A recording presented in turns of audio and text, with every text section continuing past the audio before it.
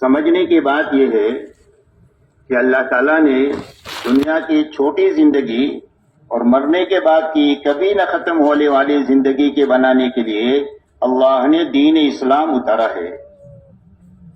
اور اللہ تعالیٰ نے قرآن پاک میں اعلان فرما دیا ان الدین عند اللہ الاسلام. فرمایا زندگی گزارنے کا جو پاکیزہ طریقہ اللہ کے یہاں پسندیدہ ہے وہ صرف دین اسلام ہے. جو اسلام کے علاوہ اور راستے پر چل کر آئے گا اس کی آخرت بھی اجڑ جائے گی اور آخرت کے راستے سے دنیا بھی اجڑ جائے گی. اسی لیے اللہ تعالیٰ نے قرآن پاک میں جو ایمان اور اعمال صالحہ والی زندگی اپنائیں گے ایمان کی حالت میں اللہ تعالیٰ ان کی دنیا کو حیات طیبہ پاکیزہ زندگی بنائیں گے. آپس میں محبت والی، دلوں میں اطمینان اور چین سکون والی، دعاؤں کی قبولیت والی، مقدر کی روزی حلال برکت والی، آسانی کے ساتھ ملنے والی، اور جب کبھی بھی کوئی مسئلہ آئے تو اللہ سے کہہ دے تو اللہ تعالیٰ ان کی دعا کو قبول کر کے کام بنا دے. ایسی پاکیزہ زندگی اللہ جو بنائیں گے وہ پورے دین کے راستے سے اور حقیقی دین کے راستے سے بنائیں گے. مرنے بعد کی جنت کی شکل میں اور اپنی رضا کی شکل میں جو بڑی کامیابی دیں گے جس کے بعد کبھی ناکامی ہوگی وہ بھی صرف دین ہی کے راستے سے دیں گے. اسی کے مقابلے میں اللہ تعالیٰ نے قرآن پاک میں دوسری آیت میں یہ فرمایا کہ جو ہماری اطاعت سے اور ہمارے ذکر سے اور ہمارے احکامات سے منہ موڑ کر زندگی گزاریں گے فرمایا ہم ان کی زندگیوں کو تنگ کر دیں گے. چاہے دنیاوی اعتبار سے کتنی ہی زیادہ وسائل کے کیوں مالک نہ ہو لیکن زندگی اتنی تنگ ہو جائے گی کہ جینے کے بجائے مرنے کو پسند کریں گے اور یہ خودکشیاں کریں گے. یہ دنیا کی زندگی کو تنگ بنائیں گے اور قیامت کے دن فرمایا اس کو اندھا اٹھائیں گے. وہ اللہ سے کہے گا کہ اللہ میں تو بینا تھا مجھے کیوں اندھا اٹھایا. اللہ فرمائیں گے کہ تمہارے پاس میں ہماری نشانیاں آئی ہمارے احکامات آئے تم نے ان کو بھلا دیا آج کے دن تم کو بھی بھلا دیا جائے گا. اسی لیے جو جہنم سے یہ اللہ کو پکارے گا تو اللہ کی طرف سے جواب ملے گا اخسؤوا فیہا ولا تکلمون، ذلت کے ساتھ پڑے رہو ہم سے بات نہ کرو. اس لیے میرے دوستو بنیادی بات جو سمجھنے کی ہے اور پوری امت کو اور امت کے راستے سے انسانیت کو سمجھانے کی ہے کہ اللہ کے یہاں سے دنیا اور آخرت کے بنانے کا ایک ہی راستہ ہے اور وہ صرف دین اسلام کا ہے. دوسری بات میرے دوستو یہ سمجھنی ہے کہ اللہ تعالیٰ نے جو دین اسلام عطا فرمایا ہے وہ آسان عطا فرمایا مشکل نہیں عطا فرمایا. اس لیے کہ اللہ اپنے بندوں پر بڑے مہربان ہیں بڑے رحم کرنے والے ہیں. اس رحم کے ناطے اللہ نے جو دین دیا ہے وہ آسان دیا ہے. اسی لیے قرآن پاک میں فرماتے ہیں کہ اللہ تمہارے ساتھ آسانی چاہتے ہیں تنگی نہیں چاہتے. اور یہ فرمایا دین میں تمہارے لیے کوئی تنگی نہیں رکھی بلکہ آسانی اور وسعت رکھی اس میں. اس لیے اللہ نے دین آسان عطا فرمایا. حضور پاک صلی اللہ علیہ وسلم جو اس دین کو لے کر آئے ہیں وہ یوں فرماتے ہیں الدین یسر کہ دین بہت آسان ہے. آپ آسان دین لے کر آئے اللہ نے آسان دین امت کو اور انسانیت کو عطا فرمایا. اسی لیے اللہ نے قرآن پاک میں اعلان فرمایا لا یکلف اللہ نفسا الا وسعها. فرمایا کسی آدمی کو بھی اللہ نے طاقت سے زیادہ کا مکلف بنایا ہی نہیں ہے. کوئی بھی حکم کسی آدمی کی طرف آ رہا ہے تو اس لیے آ رہا ہے کہ اس کے بس میں ہے اس کے لیے اللہ اس کو حکم دیتے ہیں. اگر بس میں نہیں ہوگا تو اللہ اس کا حکم اس کو نہیں دیں گے. اسی لیے اللہ تعالیٰ نے نماز روزہ سب پر فرض فرمایا لیکن زکوٰۃ اور حج سب پر نہیں فرض فرمایا. اس طرح کہ سب زکوٰۃ نہیں دے سکتے سب حج نہیں کر سکتے تو ان پر حج زکوٰۃ کو فرض نہیں کیا. اور نماز روزے میں بھی اللہ نے یہ آسانی فرما دیا کہ اگر آپ بیمار ہیں وضو نہیں کر سکتے تیمم کر لیں. کھڑے ہو کر نہیں پڑھ سکتے بیٹھ کر پڑھ لیں. بیٹھ کر نہیں پڑھ سکتے لیٹ کر پڑھ لیں. آپ سفر میں ہیں 17 رکعت عشاء کی نہیں پڑھ سکتے ہیں 3 رکعت وتر پڑھ لیں 2 رکعت فرض پڑھ لیں ہم 17 رکعت کا آپ کو ثواب دیں گے. اسی لیے حدیث پاک میں فرمایا کہ جو آدمی جوانی میں عبادت کرتا ہے اور جوانی میں جو محنت مجاہدہ کرتا ہے بڑھاپے میں نہ کرنے کے باوجود بھی اس کی اس کھاتے میں جوانی کی عبادت لکھی جائے گی. ایک آدمی تندرستی میں جو کام کرتا ہے محنت کرتا ہے مجاہدہ کرتا ہے بیمار ہو گیا تو بیماری میں نہ کرنے کے باوجود بھی تندرستی کی عبادت مجاہدہ اور محنت لکھی جائے گی. ایک آدمی مقام پر رہتے ہوئے جو اعمال کرتا ہے، مجاہدہ کرتا ہے، کام کرتا ہے، سفر میں نہ کرنے کے باوجود بھی، مقام کی عبادت سفر میں نہ کرنے کے باوجود بھی اللہ کیا لکھی جائے گی، اس لیے کہ اللہ نے دین کو آسان بنایا ہے۔ اس لیے میرے دوستو یہ بات سمجھنی ہے اور پوری امت کو سمجھانی ہے کہ اللہ نے آسان دیا ہے۔ جس طرح اونٹوں کے زمانے میں یہ دین آسان تھا، ایسا ہی راکٹ کے زمانے میں بھی دین اتنا ہی آسان ہے۔ اب میرے محترم دوستو، یہ دو باتیں سمجھنے کے بعد ہم کو یہ بات سمجھنی ہے کہ اگر ہم دنیا میں چلیں پھریں اور دیہاتوں میں اور شہروں میں جائیں تو جو بات ہمارے سامنے آتی ہے کہ اکثریت امت کی وہ ہے کہ جس کی زندگی میں آسان دین چھوٹا ہوا ہے۔ آپ دیکھیے دنیا کا کوئی کام نہیں چھوٹا ہوا، لوگ سارے کھیتی کر رہے ہیں، سارے تجارت کر رہے ہیں، سارے ڈاکٹری انجینئرنگ کر رہے ہیں، سارے سائنس پڑھا رہے ہیں، دنیا کے سارے کام حسن خوبی کے ساتھ ہو رہے ہیں۔ اگر کوئی چیز امت میں سے چھوٹی ہوئی ہے تو دین چھوٹا ہوا ہے۔ یہاں تک کہ دین کے چھوٹنے کا حال یہ ہے کہ دنیا میں آپ کہنے کو 70-80 مسلمانوں کے ملک کہہ دو کہ اتنے سارے ملک ہیں، لیکن کوئی ملک آپ ایسا نہیں بتلا سکتے کہ جس ملک میں 100% مسلمان مرد اور عورتیں اور جوان اور بچے اپنے دین پر پورے چل رہے ہو۔ ایسا ملک بتانا مشکل ہو گیا ہمارے لیے۔ ملک کو آپ چھوڑے، کوئی صوبہ نہیں بتلا سکتے، صوبے سے نیچے کوئی گاؤں نہیں بتا سکتے جس میں 3000 مسلمانوں کی فیملیاں ہو اور جس میں 20,000 بالغ مرد اور عورتیں رہتی ہو اور پورے دین پر چل رہے ہو۔ ایسا گاؤں بتانا بھی ہمارے لیے مشکل ہو گیا۔ تو یہ سمجھنے کی ضرورت ہے کہ یہ آسان دین امت میں مشکل کیوں ہوا اور چھوٹا کیوں۔ جب یہ بات سمجھ میں آ جائے گی تو اس کا علاج بھی سمجھ میں آ جائے گا۔ اگر بیماری سمجھ میں آ جائے تو علاج سمجھ میں آ جاتا ہے۔ پہلے تشخیص ہوتی ہے، پھر تجویز ہوتی ہے۔ پہلے بیماری معلوم کی جاتی ہے، اس کے بعد علاج طے کیا جاتا ہے۔ تو سب سے پہلے یہ بات ہمیں سمجھ میں آنی چاہیے کہ یہ آسان دین امت میں سے کیوں چھوٹا، اور یہ دوبارہ امت میں زندہ ہونے کی کیا راہ ہے، کیا راستہ ہے۔ اللہ تعالی ہم سب کو اور امت کو یہ بات سجا دے۔ اب میرے دوستو، اگر آپ غور کریں گے تو یہ آسان دین امت میں چھوٹنے کی دو وجہیں ہیں۔ ایک یقین کی خرابی ہے اور ایک ماحول کی خرابی ہے۔ اس لیے کہ آدمی اپنے دین پر معلومات کی وجہ سے نہیں چلتا اور آدمی وسائل کی وجہ سے دین پر نہیں چلتا۔ آدمی جو چلتا ہے وہ اپنے یقین کی طاقت سے دین پر چلتا ہے۔ تو پہلی بیماری ہماری اور امت کی یہ ہے کہ ایمان اور یقین کے اندر میں کمزوری آئی، جس کی وجہ سے دین آسان تھا وہ مشکل ہو گیا۔ دوسری وجہ میرے دوستو ماحول کی خرابی ہے کہ گھر سے لے کر عالم کا ماحول دین کے لیے معاون بننے کے بجائے دنیا کے لیے معاون ہے اور بے دینی کے لیے معاون ہے۔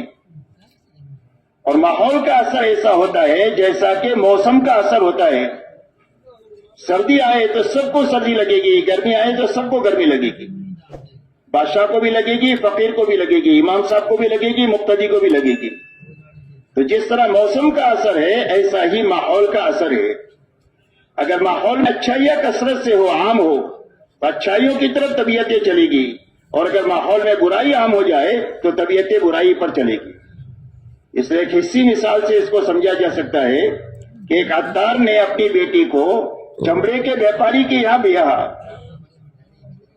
تو دلہن اپنے سسرال میں جا کر اپنی ساس سے یوں کہتی ہے کہ اماں جان تمہاری محل میں تو اور تمہارے فضا میں تو میں 5 دن بھی نہیں جی سکوں گی، مر جاؤں گی، اتنی بدبو ہے تمہارے ماحول میں۔ تو اس کی ساس نے یہ کہا کہ بیٹا تھوڑی صبر کر لے، سب ٹھیک ہو جائے گا۔ ہفتہ 10 دن ہو گیا تو لڑکی کہنے لگی اماں جان آپ نے میری بزرگی اور کرامت دیکھی، جب تمہارے ماحول میں آئی تھی تو کتنی گندی تھی اور کتنی بری فضا تھی اور بدبو تھی، اور میرے آنے کی وجہ سے وہ ساری بدبو ختم ہو گئی۔ تو اس کی ساس نے یہ کہا کہ بدبو نہیں ختم ہوئی، تیرے سونگنے کی طاقت ختم ہو گئی۔ یہ ماحول کا اثر ہے حصی، کہ جب ماحول برا ہوتا ہے تو اس کے اثرات یہ ہوتے ہیں، اور اچھے ہوتے ہیں تو اس کے اثرات یہ ہوتے ہیں۔ اس لیے میرے دوستو، اگر ہم یہ چاہتے ہیں کہ دین ہمارے لیے آسان ہو جائے اور ہماری نسلوں کے لیے آسان ہو جائے اور ہمارے عورتوں اور بچوں کے لیے آسان ہو جائے، تو اس کے لیے ایک ہی راستہ ہے۔ ایک تو یقین بننا چاہیے ہر فرد امت کا، اور دوسرا گھر سے لے کر عالم کا ماحول بننا چاہیے۔ اب یقین کے بننے کے کیا معنی ہے؟ یقین کے بننے کے معنی یہ ہے کہ دو لائن کا یقین بننا چاہیے. ایک اللہ کی ذات اور صفات کا یقین کہ اللہ اپنی ذات میں بھی بڑے اور اللہ اپنی صفات میں بھی بڑے.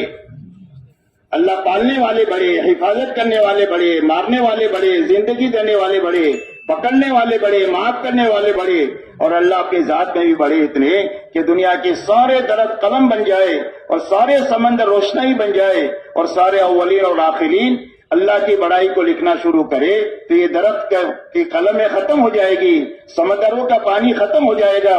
اللہ اکبر، اللہ اس سے بھی بڑے. تو سب سے پہلے اللہ کی ذات اور صفات کی بڑائی کا یقین دل میں آئے کہ اللہ ہی سے زندگی بنے گی، اللہ کے علاوہ زندگی بنانے والا کوئی بھی نہیں. یہ پہلا یقین کی بات ہے. دوسرا یقین میرے دوستو یہ بنے کہ اللہ کے یہاں زندگی بنانے کے لیے اللہ نے علم اتارا ہے اور ایمان اتارا ہے. دو بنیادیں، ایمان اور علم. حضور صلی اللہ علیہ وسلم فرماتے ہیں ان دونوں کی مثال بارش کے پانی کی سی ہے. بارش آتی رہے تو ساری مخلوق زندہ رہے اور بارش کا آنا بند ہو جائے تو ساری مخلوقات مر جائے. ایسا ہی سارے انسانوں کی ایمانی اور دینی حیات کا راستہ ایمان اور علم ہے. ایمان میں سب سے پہلا یقین اللہ کی ذات اور صفات کا یقین آئے. دوسرا، اللہ تعالیٰ نے وعدے اور وعید کا دنیا میں علم اتارا ہے کہ عمل اچھا کریں گے تو اس کا کیا نفع ہوگا، عمل چھوڑ دیں گے اچھے عمل کو تو اس کا کیا نقصان ہوگا، برے عمل سے بچنے کا کیا نفع ہے اور نہ بچنے کا کیا نقصان ہے. اس کو وعدہ اور وعید کا علم کہتے ہیں، اس کو فضائل کا علم کہتے ہیں، اور اس کو وعدے اور وعید کا اور ترغیب اور ترہیب کا علم کہتے ہیں، اور اس کو بشارت اور انذار کا علم کہتے ہیں. اللہ نے سارے نبیوں کو دنیا میں بشیر اور نذیر بنا کر کے بھیجا کہ اچھے عمل کرنے پر بشارتیں سناتے ہیں کہ سچ بولو گے تو نجات پا جاؤ گے، جھوٹ بولو گے تو ہلاک ہو جاؤ گے. یہ وعدہ ہے، یہ وعید ہے. صدقہ کرو گے تو مال بڑھے گا اور سود میں ہاتھ ڈالو گے تو مال مٹ جائے گا. یہ وعید ہے، یہ وعدہ ہے. ایسا ہی پورا قرآن اور حدیث وعدے اور وعید کے علم سے بھرا ہوا ہے. ہر عمل کے کرنے کا نفع ہے، اس عمل کے چھوڑنے کا نقصان ہے. ہر بری بات سے بچنے کا نفع ہے، نہ بچنے کا نقصان ہے. اس کو وعدے اور وعید کا علم کہتے ہیں.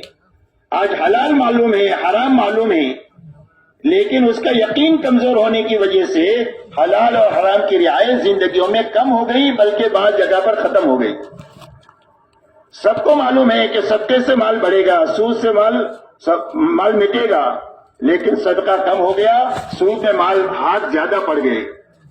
سچ میں نجات ہے، جھوٹ میں ہلاکت، یہ معلوم ہے، لیکن سچ کم ہو رہا ہے اور جھوٹ لوگوں کے اندر میں بڑھ رہا ہے. اب میرے دوستو، اس کے لیے سب سے پہلے اللہ کی ذات اور صفات کا یقین آئے اور دوسرا اللہ کے وعدے اور وعید کا یقین آئے. یہ دو لائن کا یقین بننا چاہیے. اندر کی طاقت، کوئی بھی مشین جو چلتا ہے وہ اپنے اندر کی طاقت سے چلتا ہے. ایسے آدمی اپنے دین پر جو چلے گا وہ ایمان اور یقین کی طاقت سے آدمی دین پر چلے گا. اسی کے ساتھ میں میرے دوستو دوسری بات یہ ہو کہ ہمارے گھر سے لے کر عالم کا ماحول پاکیزہ بنے، جو بے دینی میں معاون کی بجائے دینداری میں معاون بنے. تو دینداری کے لیے معاون ماحول کب بنے گا؟ جب ماحول میں دو چیزیں زندہ ہو جائے گی تو ماحول مناسب اور اچھا بن جائے گا. تو کیا دو چیزیں پیدا ہونی چاہیے ماحول میں؟ ماحول میں دو چیزیں زندہ ہونی چاہیے. حضور صلی اللہ علیہ وسلم فرماتے ہیں کونوا عباد اللہ اخوانا. فرمایا دنیا میں اللہ کے بندے بن کر کے جیو اور بھائی بھائی بن کر کے جیو. یہ دو چیزیں ماحول میں زندہ ہو جائے تو گھر سے لے کر عالم کا ماحول پاکیزہ بن جائے گا، ہر ایک کے لیے دین پر چلنے کے لیے معاون بن جائے گا اور مخالفت کی فضا دنیا سے کم ہو جائے گی یا ختم ہو جائے گی. اس لیے اگر ہم یہ چاہتے ہیں کہ ہمارے لیے، ہماری نسلوں کے لیے، امت کے لیے اور ہمارے بچوں کے لیے اور پوری انسانیت کے لیے دین کے آنے کی راہ بنے تو اس کے لیے دو چیزوں کی ضرورت ہے. ایک دو لائن کا یقین بننا چاہیے اور ماحول میں دو چیزیں زندہ ہونا چاہیے. ایک اللہ کی عبادت اور بندگی زندہ ہونی چاہیے اور ایک آپس میں بھائی چارہ قائم ہونا چاہیے. اگر یہ دو چیزیں زندہ ہو جاتی ہے تو دین آسانی نہیں ہوگا بلکہ دین پر چلنا لذیذ ہو جائے گا. اس لیے کہ دین پر چلنے میں جو لذت ہے دنیا کے بڑے بڑے راحت کے نقشوں میں وہ لذت نہیں ہے جو لذت اللہ نے دین پر چلنے میں رکھی ہے. اسی لیے اللہ والے فرماتے ہیں کہ اہل اللہ کو، اللہ والوں کو رات کو جاگنے میں اور اللہ کے سامنے نماز میں کھڑے ہونے میں اور مناجات میں آنسو بہانے میں وہ لذت محسوس ہوتی ہے جو کھیل کود والوں کو اپنے کھیل کود میں وہ لذت نہیں محسوس ہوتی. اس لیے دین کے آسان اور لذیذ ہونے کا راستہ یہ دو چیزیں ہیں. ایک یقین بننا چاہیے دو لائن کا، اور ماحول میں دو چیزیں زندہ ہونی چاہیے. ایک اللہ کی بندگی زندہ ہونی چاہیے، آپس میں بھائی چارہ قائم ہونا چاہیے. کہ وہ بات یاد رہے گی؟ بات سمجھ میں آ رہی ہے؟ اللہ ہم سب کو سمجھا دے. اب میرے دوستو، یہ دونوں چیزیں بیک وقت میں ہر فرد امت میں زندہ ہو جائے اور بیک وقت میں ماحول میں یہ چیزیں زندہ ہو جائے، اس کے لیے اللہ کے نبی صلی اللہ علیہ وسلم کو اللہ نے کامل دین اور کامل شریعت لے کر کے بھیجا. آپ کا دین کامل اور مکمل ہے، اور ہر فرد امت میں اس کامل دین پر چلنے کی طاقت پیدا ہو جائے اور بیک وقت میں وہ کامل دین اپنی حقیقت کے ساتھ ماحول میں زندہ ہو جائے. اس کے لیے آپ کو اللہ نے اعمال نبوت دے کر کے دنیا میں بھیجا کہ ان اعمال نبوت کی مشغولی کی وجہ سے یقین پھیلے گا بھی اور دین پھیلے گا بھی اور بیک وقت میں مجمع بھی بنتا چلا جائے گا. اس لیے حضور پاک صلی اللہ علیہ وسلم کو اللہ نے جن اعمال نبوت کے ساتھ بھیجا، اس میں سب سے پہلا عمل جو ہے وہ دعوت اللہ کا ہے کہ بے طلب بندوں میں بے غرض بن کر جا کر ہر ایک کو سب سے پہلے اللہ کی بڑائی سمجھانا، اللہ کی بڑائی کو سمجھ کر کے جینے کا کیا نفع ہے یہ سمجھانا، ہر ایک کو یہ سمجھانا کہ اتنے بڑے اللہ کو ساتھ لینے کا راستہ اللہ کے حکموں پر عمل کرنا ہے اور نافرمانی سے بچنا ہے. یہ دوسری بات سمجھانا. تیسری بات یہ سمجھانا کہ جب اتنے بڑے اللہ کو حکم پورا کرنے کے راستے سے اور نافرمانی سے بچنے کے راستے سے ساتھ لے لیں گے تو اللہ ہماری آخرت بنا دیں گے اور آخرت کے راستے سے اللہ ہماری دنیا بھی بنا دیں گے. اس لیے سب سے پہلے آپ کو دعوت دی گئی کہ آپ لوگوں میں چل پھر کر کے آپ لوگوں کو یہ بنیادیں سمجھائیں. دوسرا عمل آپ کو جو دیا گیا وہ علم دیا گیا تعلیم کا، کہ جو آپ کی بات کو قبول کرے ان کو تعلیم کے حلقوں میں بیٹھ کر کے ان کو ایمانیات سمجھاؤ، اللہ کی شانیں ان کو سمجھاؤ، آخرت سمجھاؤ، آخرت کی نعمتیں سمجھاؤ، آخرت کے عذابات سمجھاؤ، پہلے نبیوں کے واقعات سناؤ کہ اللہ کی مدد سے کیسے پار لگے اور ان کے نہ ماننے والے اللہ کی پکڑ کی وجہ سے کیسے غارت ہوئے. اس لائن کا قرآن مکہ مکرمہ میں اتر رہا تھا تاکہ ہر ایک کے اندر کا یقین بنے، حکم پر چلنے کی طاقت پیدا ہو. اس لیے آپ کو دوسری بنیاد تعلیم کی دی گئی اور اس کے لیے قرآن پاک کو اللہ تعالیٰ نے اتارا، اور جیسے جیسے استعداد پیدا ہوتی گئی ایسے قرآن اترتا گیا، اور جیسے جیسے استعداد پیدا ہوتی گئی اللہ کے احکامات آتے گئے، اور 23 سال میں استعداد مکمل ہوئی، 23 سال میں قرآن کا اترنا مکمل ہوا، اور 23 سال میں قرآن پر عمل بھی مکمل ہو گیا. اس لیے میرے دوستو دوسری بنیاد آپ کو دی گئی وہ تعلیم کی دی گئی. تیسری بنیاد ذکر اور عبادت کی دی گئی کہ جو تعلیم میں بیٹھ کر سنا سمجھا ہے اس کو اپنے عمل میں لایا جائے. عبادت کے لائن کا علم لیا ہے تو عبادت زندگی میں آئے، اخلاق کے لائن کا علم لیا ہے تو اخلاق زندگی میں آئے. جو بھی علم لیا ہے اس پر عمل کا نام ذکر ہے اور اسی کا نام عبادت ہے. اسی لیے فرمایا کل مطیع ذاکر، فرمایا ہر بات ماننے والا آدمی ذاکر ہے، وہ غافل نہیں ہے. ایک آدمی راستہ چل رہا ہے اور اپنی نگاہوں کو حفاظت کے ساتھ لے کر چل رہا ہے تو یہ ذاکر ہے. ایک آدمی کے ہاتھ میں تسبیح ہے اور غلط دیکھ رہا ہے تو یہ غافل ہے. ایک آدمی دکان پر بیٹھا ہوا ناپ تول میں صحیح کر رہا ہے تو یہ آدمی ذاکر ہے. اور ایک آدمی کے ہاتھ میں تسبیح ہے لیکن نوکر کو کہا ہے کہ بھئی 100 گرام کے بجائے 900 گرام دینا یا 90 کلو 90 گرام دینا، تو یہ آدمی جو ہے وہ ذاکر نہیں ہے، یہ غافل ہے. اس لیے ذکر کی حقیقت جو ہے ہر وقت میں اللہ کا جو حکم ہے اس پر عمل کا نام ذکر ہے، اسی کا نام اطاعت ہے. اس لیے آپ کو ذکر اور عبادت کے ساتھ دنیا میں بھیجا گیا. تیسری بنیاد آپ کو اخلاق کے ساتھ دنیا میں بھیجا گیا کہ آپ لوگوں کو جو ان بنیادوں پر آپ اٹھائیں گے، کچھ لے کر نہیں کریں گے، اپنا لگا کر کریں گے. لوگوں کی خدمت لے کر نہیں کریں گے، لوگوں کی خدمت کر کے ہی آپ کریں گے.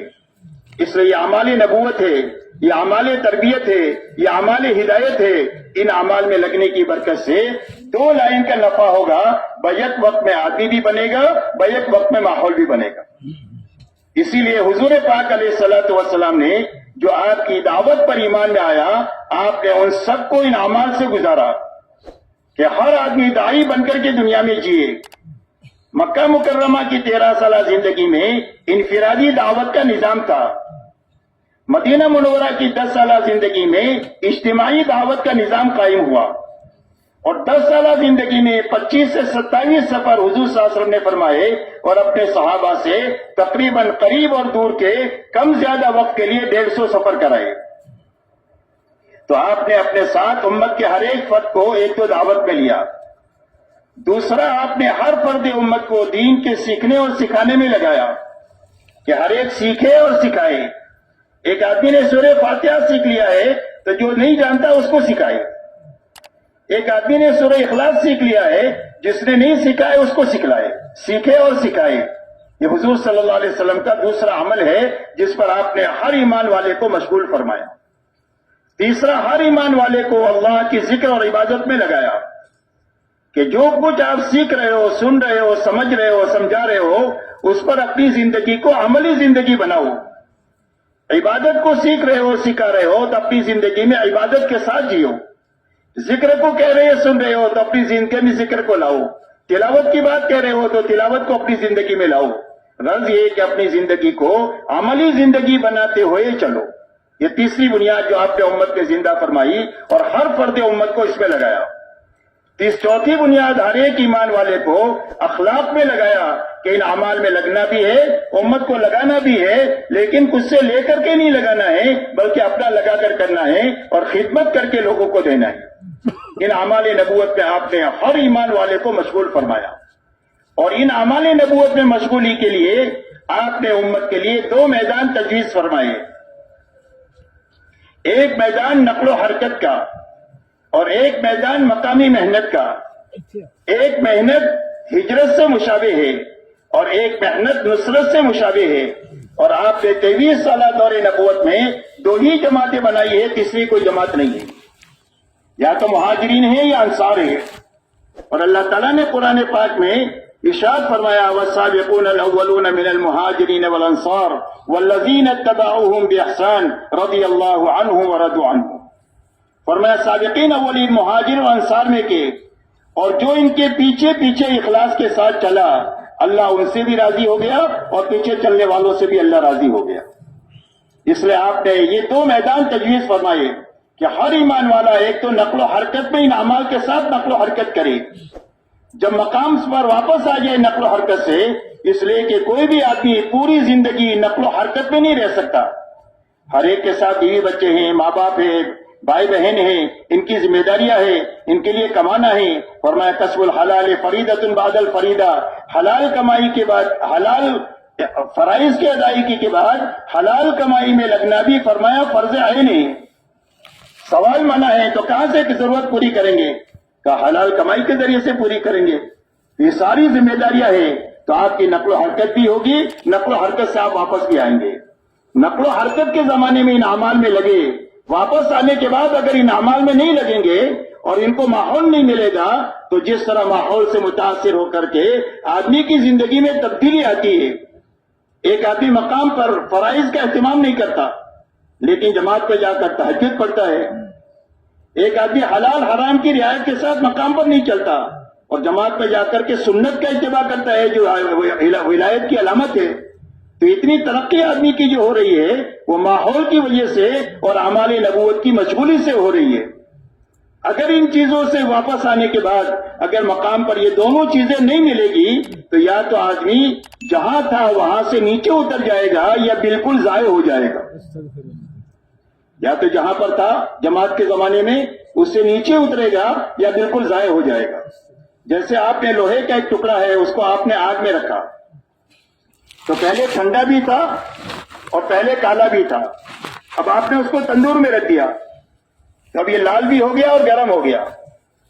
اب اگر اس سے آپ باہر نکال کر کے ٹھنڈی جگہ میں رکھیں گے تو تھوڑی دیر کے بعد یہ پھر کالا بھی ہو جائے گا اور تھوڑی دیر کے بعد میں یہ ٹھنڈا بھی ہو جائے گا.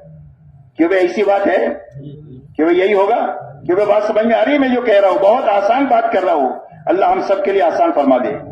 اس کے لیے پوری بات کو من و عن سمجھنا ہے تاکہ اللہ تعالیٰ ہم سب کو جو کام دیا ہے وہ صحیح طریقے سے اور پوری طریقے سے کرنے کی اللہ ہم کو توفیق دے، تاکہ اللہ ہمیں بھی بنا دے اور ہماری برکت سے اللہ عالم کو بھی صحیح رخ پر ڈال دے۔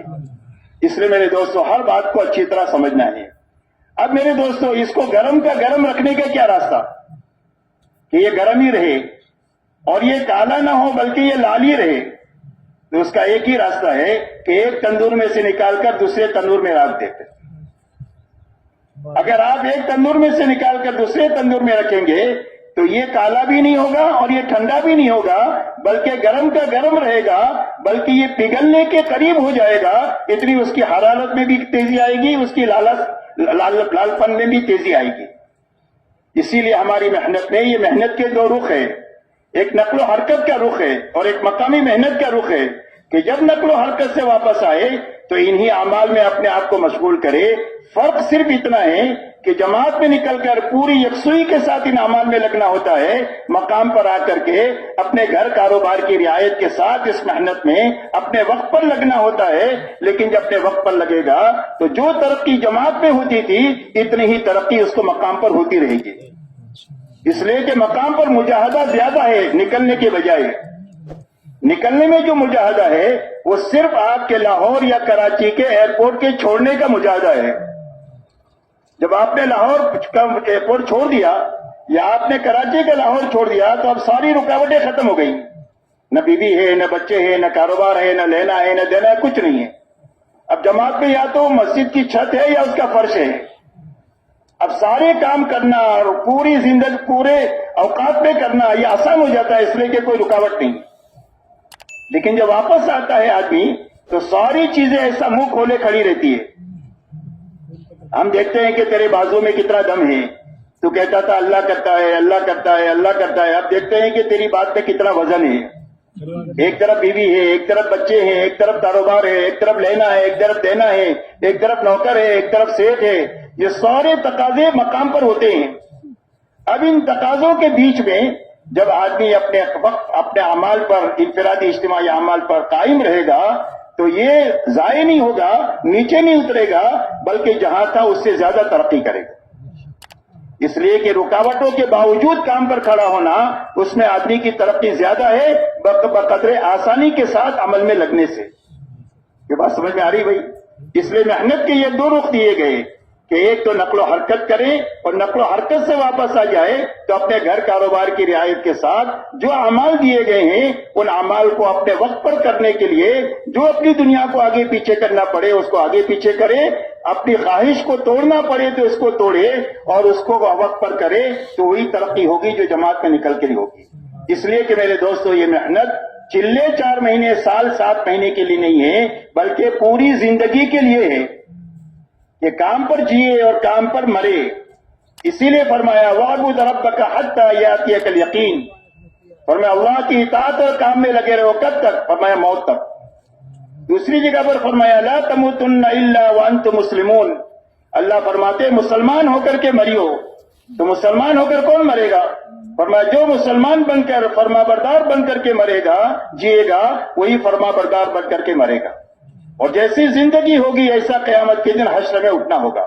اس لیے میرے دوستو اس محنت کے دو رخوں پر حضور صلی اللہ علیہ وسلم نے پوری امت کو اٹھایا۔ جب ان دونوں رخوں پر امت چلی پھری اور محنت کا حق ادا ہو گیا تو اس کے نتیجے میں 2 چیزیں تیار ہوئی۔ ایک تو مجمع تیار ہوا، دوسرا ماحول تیار ہوا۔ اس لیے کہ دونوں چیزوں سے دین پر چلنے میں آسانی ہوگی۔ اگر ماحول بنا اور دین اندر یقین نہیں بنا تو دین مشکل ہے، یقین بنا ماحول نہیں بنا تو دین پر چلنا مشکل ہے۔ 13 سال تک مکہ مکرمہ کی زندگی میں ایمان تو پہاڑوں سے زیادہ مضبوط ہو گیا، لیکن ماحول مکہ مکرمہ کا نہیں بنا تو آپ دیکھو مکہ میں دین پر چلنا کتنا مشکل ہے۔ 2 ہجرتیں وجود میں آئی، حبشہ کی 2 ہجرتیں، مدینہ کی 1 ہجرت، یہ مکی زندگی میں ہجرت وجود میں آئی، اس لیے کہ دین پر چلنا آسان نہیں ہوا، اس لیے کہ ماحول نہیں بنا۔ مدینہ منورہ کی 10 سالہ زندگی میں ماحول تو بن گیا کہ 100% ایمان والوں کے دلوں میں اللہ رسول کی محبت سب سے زیادہ ہے۔ تلاش کرنے سے آپ کو کوئی بے نمازی نہیں ملے گا۔ ہر آدمی اپنے دین سے باخبر ہے، اپنے دین پر عمل کرنے والا ہے۔ ہر ایک آدمی حقوق کی ادائیگی کے ساتھ جی رہا ہے، بلکہ احسان اور ایثار کے ساتھ بھی جی رہا ہے۔ 100% ایمان والوں کو صرف اللہ اور آخرت مطلوب ہے، دنیا کی کسی چیز کا نہ اقتدار کے طالب ہے اور نہ مال کے طالب ہے۔ 100% اپنے آپ کو دین کا ذمہ دار سمجھتے ہیں کہ جس طرح باپ ہو بچوں کا ذمہ دار ہوں، شوہر و بیوی کا ذمہ دار ہوں، ایسا ہی مسلمان ہوں، اسلام کی ذمہ داری بھی مجھ پر ہے۔ مجھے دنیا کی ذمہ داریوں کو پورا کرنے کے لیے جتنی جانی مالی صلاحیت کا تقاضا ہوتا ہے میں خوشی خوشی لگاتا ہوں، دین کی ذمہ داریوں کو پورا کرنے کے لیے بھی جتنی جانی مالی صلاحیت کا تقاضا ہوگا خوشی خوشی لگاؤں گا۔ یہ بوجھ کی چیز نہیں ہے بلکہ خوشی کی چیز ہے۔ اسی لیے حضور صلی اللہ علیہ وسلم کے زمانے میں محنت کا یہ رخ تھا کہ جب کوئی تقاضا آتا تھا تو اس تقاضے کو پورا کرنے کے لیے نماز کے عنوان پر ایمان والوں کو جمع کر دیا جاتا۔ وہ تقاضا ان کے پر رکھ دیا گیا تو اس میں ایک مجمع وہ ہے جن کے پاس سواری بھی ہے اور توشہ بھی ہے، تو تقاضے پر چلے گئے۔ بڑا مجمع وہ ہے جن کے پاس سواری بھی نہیں ہے، توشہ بھی نہیں ہے۔ حضور صلی اللہ علیہ وسلم کے پاس اتنا مال نہیں ہے کہ جو ان کو سوار بھی کر سکے اور ان کو توشہ بھی دے سکے، تو جانے والے چلے گئے اور جو رہ گئے قرآن ان کے بارے میں کہہ رہا ہے کہ اس حالت میں واپس لوٹے ہیں کہ ان کے آنسوؤں سے آنکھوں سے آنسو جاری ہے کہ کرنے کا کام آیا تھا، یہ مجمع چلا گیا اور ہم رہ گئے۔ آپ نے فرمایا کہ یہ رونے والے ان جانے والوں کے ساتھ ہے۔ اللہ جو اکرام جانے والوں کا کریں گے وہی اکرام اللہ ان رونے والوں کو کریں گے، اس لیے کہ اللہ کی نگاہ آدمی کے دل پر ہوتی ہے کہ دل کا کیا جذبہ ہے، اس پر اللہ کا معاملہ آدمی کے ساتھ ہوتا ہے۔ اس لیے میرے دوستو، مدینہ منورہ میں ایسا پاکیزہ ماحول بننے کے باوجود وہاں پر ایک مجمع تھا، منافقین کا ٹولہ تھا کہ جن کا یقین نہیں بنا۔ تو آپ دیکھو اس ماحول میں ان کے لیے دین پر چلنا آسان نہیں ہوا، بلکہ نفاق پر جیے اور نفاقی پر مرے۔ اس لیے میرے دوستو، بنیادی بات سمجھنے کے لیے ہے کہ دین کے آسانی کی یہ دو بنیادیں ہیں۔ ایک یقین بننا چاہیے دو لائن کا، دوسرا گھر سے لے کر عالم کا ماحول بننا چاہیے۔ یقین میں اللہ کی ذات اور صفات کا یقین بننا چاہیے، اللہ کے وعدے اور وعید کا یقین پیدا ہونا چاہیے۔ ماحول میں عبادت اور بندگی زندہ ہونی چاہیے اور ماحول میں بھائی چارہ زندہ ہونا چاہیے، اور یہ دونوں چیزوں کے زندہ کرنے کے لیے اعمال نبوت ہے، دعوت ہے، تعلیم ہے، عبادت ہے اور اخلاق ہے۔ اور ان اعمال نبوت کو قائم کرنے کے لیے دو میدان آپ نے تجویز فرمائے، ایک میدان نقل و حرکت کا ہے، ایک مقام جو ہے وہ مقامی محنت کا ہے جو نصرت سے مشابہ ہے، نقل و حرکت ہجرت سے مشابہ ہے۔ آپ نے 23 سالہ دو جماعتیں بنائی تو تیسری کوئی جماعت نہیں ہے، یا مہاجرین ہے یا انصار ہے۔ اللہ نے قرآن میں فرمایا والسابقون الاولون من المہاجرین والانصار، فرمایا اللہ تعالیٰ جو سابقین اولین ہیں مہاجر و انصار میں کے، اور جو ان کے پیچھے پیچھے چلنے والے ہیں اللہ ان سے بھی راضی ہو گیا اور پیچھے چلنے والوں سے بھی راضی ہو گیا۔ میرے محترم دوستو، یہ امت کو بنانے کی محنت کی بنیادیں ہیں۔ اسی لیے آپ دیکھو جب محنت صحیح رخ سے قائم ہو گئی اور یہ اعمال امت میں زندہ ہو گئے اور دونوں محنتوں کا حق ادا ہو گیا، تو آپ دیکھو 23 سال میں 650 سال کی جہالت اور گمراہی ختم ہو گئی۔ حضرت عیسیٰ علیہ السلام اور حضور صلی اللہ علیہ وسلم کے بیچ میں 650 سال کا زمانہ ہے، کوئی نبی نہیں آئے دنیا میں۔ تو انسانوں میں جہالت آخری درجے کی اور اس میں گمراہی آخری درجے کی، اور یہ جہالت اور گمراہی صرف 23 سال میں ختم ہو گئی، اور 23 سال کے میں ختم ہو کر ایک مجمع بھی بن گیا اور ایک ماحول بھی قائم ہو گیا۔ مجمع ایسا بن گیا کہ جن کے بارے میں حضور صلی اللہ علیہ وسلم نے ارشاد فرمایا اصحابی کالنجوم بأیہم اقتدیتم اہتدیتم، میرے سارے صحابہ ستاروں کے مانند ہے، جن کے پیچھے بھی تم چلو گے وہ تم کو اللہ تک اور جنت تک پہنچا دے گے۔ ایسا بہترین مجمع تیار ہوا، ایک ایک صحابی اس استعداد کا کہ اگر پوری امت ایک کے پیچھے چلے تو وہ ایک پوری امت کو پہنچا دے اللہ تک اور جنت تک۔ دوسرا میرے دوستو، ماحول قائم ہوا، جس ماحول کے بننے کے نتیجے میں پوری دنیا کو دعوت دی گئی کہ اسلام سمجھنا ہے تو اس مجمع کو دیکھ کر سمجھو، اور اسلام سیکھنا ہے تو یہاں مدینہ منورہ میں آ کر کے سیکھو۔ 2 ہفتے کے لیے جماعت مدینہ منورہ آتی تھی اور دین کی سمجھ حاصل کر کے واپس چلی جاتی تھی، اس لیے کہ جو بات سمجھائی جا رہی ہے وہ بات پوری عمل میں ہے تو سمجھنا آسان ہو جاتا ہے ماحول کی وجہ سے۔ اس لیے میرے دوستو یہ بنیاد ہے امت کے سنبھلنے کی. جب یہ قائم ہوئی تو یہ دونوں کام ہو گئے جس کے نتیجے میں انسانیت کا سویا ہوا نصیب جاگ گیا.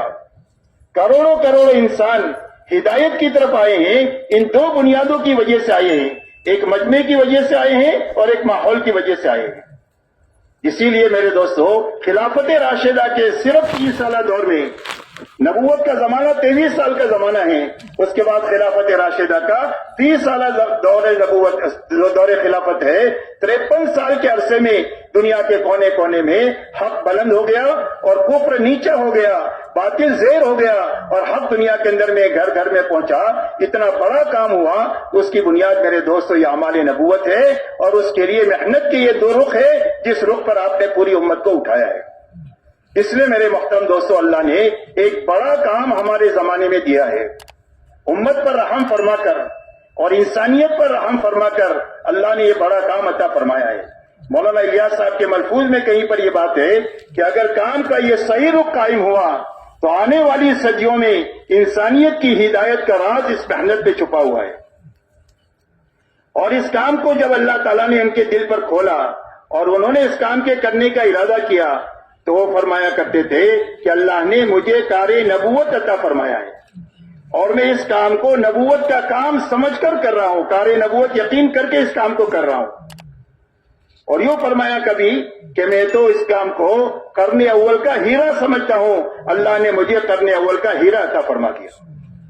اس لیے میرے دوستو سب سے پہلے کام کی سمجھ ہمارے اندر پیدا ہو. اور سمجھ کے کیا معنی ہے یہ مولانا سے سمجھنا ہے. مولانا الیاس صاحب رحمۃ اللہ علیہ نے ایک مرتبہ مجمع سے بات کیا. بات کرنے کے بعد میں پوچھا کہ بات سمجھ میں آ گئی؟ تو مجمع نے کہا ہو سمجھ میں آ گئی. تو مولانا نے فرمایا کہ سمجھ میں نہیں آئی ہے, سننے میں آئی ہے. اور سمجھ میں آنا کس کو کہتے ہیں؟ اگر یہ سمجھنا ہے تو مسجد کے باہر چلے جاؤ اور وہاں جا کر کے دنیا داروں کو دیکھو جن کو دنیا سمجھ میں آئی ہے. کیا سمجھ میں آئی دنیا کو؟ دنیا والوں کو دنیا سمجھ میں آئی ہے. اور ایسی سمجھ میں آئی ہے کہ ہر کام والا اپنے کام میں پوری زندگی لگا رہا ہے اور ہر کام میں لگا رہا ہے, ہر حال میں لگا رہا ہے. کوئی تعریف کرے تو کرے, کوئی برائی کرے تو کرے, بارش ہو تو کرے, گرمی ہو تو کرے, سردی ہو تو کرے, ہر حال میں کرے, اس لیے کہ اس کو کام سمجھ میں آ گیا ہے. اس کو سمجھ کہتے ہیں. اور پھر فرمایا سمجھ کی بنیاد کیا ہے؟ فرمایا اس آدمی کا اپنے کام پر یقین ہے. ہر مشغلے والے کو یقین ہے کہ میری زندگی میں سوئی کی ضرورت پیش ہوگی تو میرے کاروبار سے آئے گی, میرے کام سے آئے گی. میرے بچے بڑے ہو جائیں گے, ان کی شادی کا خرچہ میرے کاروبار سے آئے گا, میرے کام سے آئے گا. مکان کی ضرورت ہوگی تو مکان یہیں سے آئے گا, گاڑی کی ضرورت ہوگی تو گاڑی یہیں سے آئے گی. میری ہر چھوٹی بڑی ضرورت میرے اس مشغلے سے آئے گی. یہ یقین اس کی استقامت کا سبب ہے. اس لیے میرے دوستو ہمارے دلوں میں سب سے پہلے یقین پیدا ہو کہ اللہ نے جو کام عطا فرمایا ہے یہ قرن اول کا ہیرا ہے, یہ حضور صلی اللہ علیہ وسلم کا کام ہے. جو کام اللہ تعالیٰ نے امت پر رحم فرما کر اور انسانیت کی رحم فرما کر اللہ نے عطا فرمایا ہے, اس کو سب سے پہلے اس کا یقین اپنے دل میں پیدا کرنا. اسی کے ساتھ میرے دوستو جب مولانا الیاس صاحب رحمۃ اللہ علیہ سے پوچھا گیا کہ آپ اس محنت سے چاہتے کیا ہیں,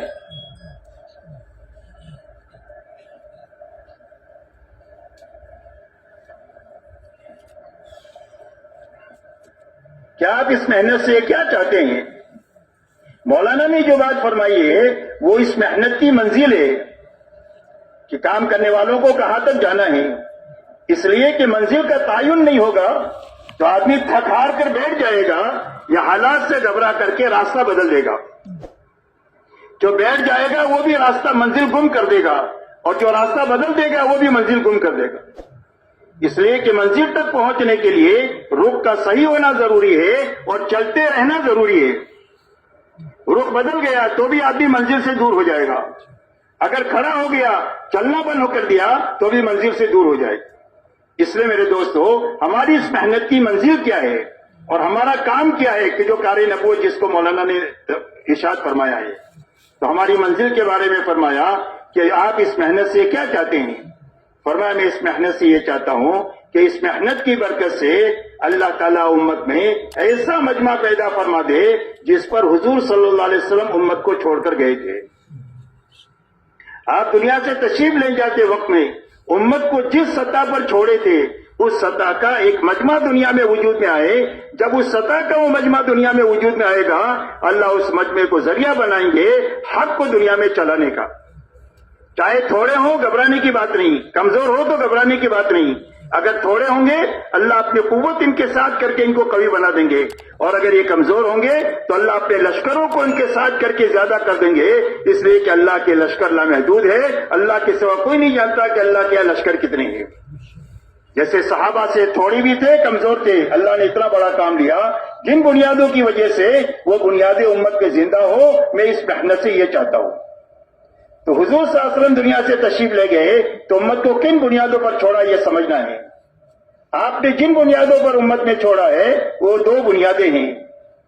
ایک بنیاد تو پورا دین اپنی حقیقت کے ساتھ ہے کہ ہر فرد امت میں پورا دین ہے اور حقیقت کے ساتھ ہے. اس لیے کہ دین ہے اور ادھورا ہے تو دنیا میں نقد مصیبت آئے گی جیسے اس وقت میں آ رہی ہے. دین میں شکل ہے حقیقت نہیں ہے تو اللہ کا کوئی وعدہ شکل کے ساتھ پورا نہیں ہوگا, حقیقت کے ساتھ پورا ہوگا. اس لیے ایک تو ہر فرد امت میں پورا دین حقیقت کے ساتھ تھا. جو قرآن میں ہے وہ زندگی میں ہے, جو کرنے کا حکم دیا وہ سب زندگیوں میں, جن سے بچنے کا حکم دیا وہ ساری چیزوں سے زندگیاں بچی ہوئی, جس کے نتیجے میں جو صفات اللہ کی پسندیدہ ہے ہر فرد امت میں زندہ ہو گئے. تقوی زندہ ہو گیا, توکل زندہ ہو گیا, صبر زندہ ہو گیا, شکر زندہ ہو گیا, احسان اور تواضع زندہ ہو گئی, انابت زندہ ہو گئی, توبہ کی کیفیت پیدا ہو گئی. ساری صفات جو اللہ کو پسند ہے حکموں پر چلنے کی وجہ سے اور نافرمانی کی بچنے کی وجہ سے وہ سارے صفات زندگی میں پیدا ہو گئے, جس کے نتیجے میں اللہ کی رضا ان کو مل گئی. اس لیے میرے محترم دوستو, ایک بنیاد تو پوری امت کے یہ تھی کہ پورا دین اپنی حقیقت کے ساتھ تھا. دوسری بنیاد 100% ایمان والوں میں یہ تھی کہ انہوں نے اپنی جان اور مال کو اللہ کے اور اللہ کے دین کے مقابلے میں بے قیمت بنایا تھا. کہ مسلمان کی جان بہت قیمتی, اگر پوری دنیا کسی مسلمان کے مارنے پر جمع ہو جائے تو اللہ ساری دنیا والوں سے انتقام لیں گے. یہ قیمت ہے مسلمان کی جان کی. لیکن اللہ کے مقابلے میں, اللہ کے حکموں کے مقابلے میں اور اللہ کے دین کے تقاضوں کے مقابلے میں ہماری جانیں بے قیمت ہے اور ہمارے مال بھی بے قیمت ہے. مال کی بھی مسلمان کی اتنی قیمت ہے کہ اگر مسلمان نماز پڑھ رہا ہے اور سامنے اپنا سامان رکھا ہوا ہے, اگر کوئی چوری کر کے چلا جائے تو ایک مقدار پیسوں کی ہے, اگر اتنے مال کی ہو تو اس کو حکم ہے کہ نماز توڑ کر اپنے مال کو بچا لے, تیرا مال قیمتی ہے. لیکن اللہ کے اور اللہ کے دین کے مقابلے میں ہماری جان کی بھی کوئی قیمت نہیں اور ہمارے مال کی بھی کوئی قیمت نہیں. ایک کی تقاضا ہوگا تو ایک جان لگائیں گے, 1000 جانیں لگانے کا تقاضا ہے تو 1000 لگائیں گے, 100 روپیہ لگانے کا تقاضا ہے تو 100 روپیہ لگائیں گے, 1000 لگانے کا تقاضا ہے تو 1000 لگائیں گے, اور جھاڑو مار کر لگانے کا تقاضا ہے تو اس یقین کے ساتھ جھاڑو مار کر لگا دیں گے کہ اللہ کی نسبت پر جان لگا دیں گے تو اللہ ہم کو اجاڑیں گے نہیں, اللہ ہم کو آباد کر دیں گے. اس لیے کہ جو اللہ سے معاملہ کرتا ہے کبھی گھاٹے میں نہیں رہتا. اس لیے میرے دوستو, جان مال کو انہوں نے اللہ کے اور اللہ کے دین کے مقابلے میں بے قیمت بنایا تھا. یہ دو بنیادیں تھی 100% ایمان والوں میں, جس کی بنیاد پر اللہ نے چھوٹی اور کمزور جماعت کے ہاتھوں اتنا بڑا کام لیا. اب اللہ تعالیٰ نے ہمیں اتنا عظیم کام ہمارے زمانے میں عطا فرمایا ہے, جس کو مولانا قرن اول کا ہیرا فرماتے ہیں. کار نبوت یقین کرتا ہوں یہ فرماتے ہیں. اب وہ کار نبوت کیا ہے اس کو سمجھنا ہے اور اس کی بنیادیں کیا ہے. میرے محترم دوستو, ایک تو یہ بات سمجھنی ہے کہ ہماری اس محنت میں سب سے پہلے جو اعمال ہے وہی اعمال نبوت ہے, اعمال ہدایت ہے, اعمال تربیت ہے. اس دعوت کے کام میں دعوت ہے, تعلیم ہے, ذکر عبادت ہے اور خدمت اور اخلاق ہے. یہی اعمال تربیت ہے, یہی اعمال ہدایت ہے. اور ان اعمال کو امت میں زندہ کرنے کے لیے دو محنت کے میدان ہیں. اس محنت میں ایک نقل و حرکت ہے, ایک مقامی محنت ہے. کیونکہ دونوں میدانوں کے کہا جاتا ہے نا کہ ہر ایمان والا یہ دو محنت کرتے ہوئے جیے, یہ محنت کرتے ہوئے مرے. تو یہی میدان ہے جو حضور صلی اللہ علیہ وسلم نے تجویز فرمائے کہ تقاضا ہے نقل و حرکت کا تو نقل و حرکت کرے, اور تقاضا ہے مقام پر رہنے کا تو مقام پر رہتے ہوئے انہی اعمال میں لگے, اور ان اعمال میں لگتے ہوئے ہر ایمان والے کو ان کے ساتھ جوڑنے کی فکر کرے. اللہ تعالیٰ نے کام کا وہ رخ عطا فرمایا جو قرن اول میں تھا. اس لیے میرے دوستو ایک تو بات یہ سمجھنا ہے کہ یہ کام حضور صلی اللہ علیہ وسلم کے زمانے کی سوغات ہے جو اللہ نے ہمیں عطا فرمائی ہے. شرط یہ ہے کہ اس محنت میں جو بنیادیں ہیں ان بنیادوں کے ساتھ ہماری محنت ہو. اس لیے کہ جو نقل و حرکت ہے اس کے اندر قوت جو ہے اور اس کی جو فضیلت ہے، اس کی جو اہمیت ہے اور اس کے جو ثواب اور اجر ہے اور اس کی جو قوت ہے وہ اس کے اندر کی بنیادوں کی وجہ سے ہے. اگر ان بنیادوں کے ساتھ یہ محنت ہے تو اس کی بہت طاقتور محنت ہے، اور اگر بنیادیں ختم ہو جائے تو اس کی طاقت جو ہے بنیادوں کی وجہ سے تھی، بنیادیں ختم ہونے کی وجہ سے محنت کی جو قوت ہے وہ بھی ختم ہو جائے.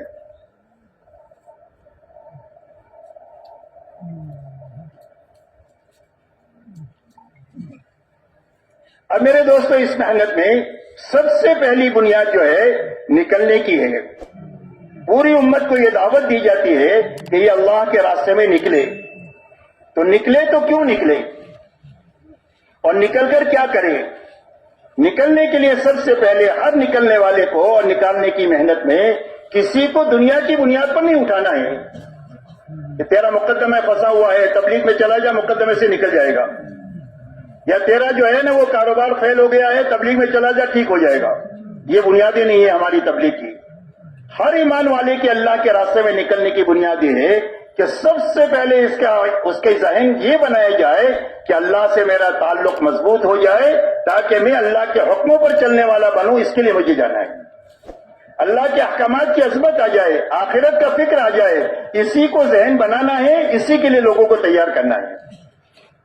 اس لیے کہ اس محنت میں نکلنے کی سب سے پہلی غرض یہ ہے کہ ہر نکلنے والے کے ذہن میں اور ہر نکلنے والے کے دل میں یہ تین بنیادیں مضبوط ہو جاوے. ایک تو اللہ سے تعلق مضبوط ہو جاوے، محبت کا تعلق، عظمت کا تعلق، ڈر کا تعلق، یقین کا تعلق اللہ سے اتنا قائم ہو جائے کہ دنیا کے ہر چیز کو قربان کر سکتے ہیں، اللہ کو ناراض نہیں کر سکتے. کتنی طاقت ہر ایک کے دل میں پیدا ہو جاوے. اس لیے کہ دل کے بنانے کی محنت ہے. سارے نبیوں کی محنت کا میدان انسانوں کے دل ہے. یہ اچھی طرح ہم سمجھے، پوری نبیوں کی سیرت میں یہ بات ملے گی.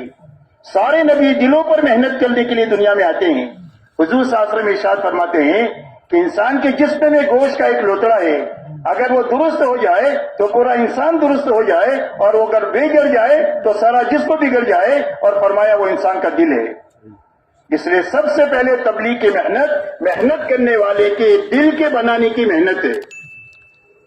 اور دل کا بننا یہ ہے کہ دل میں اللہ کی محبت پیدا ہو جائے، اللہ کا ڈر پیدا ہو جائے اور اللہ کا یقین پیدا ہو جائے، اور اللہ کے مقابلے میں ساری مخلوق زیر نظر آئے.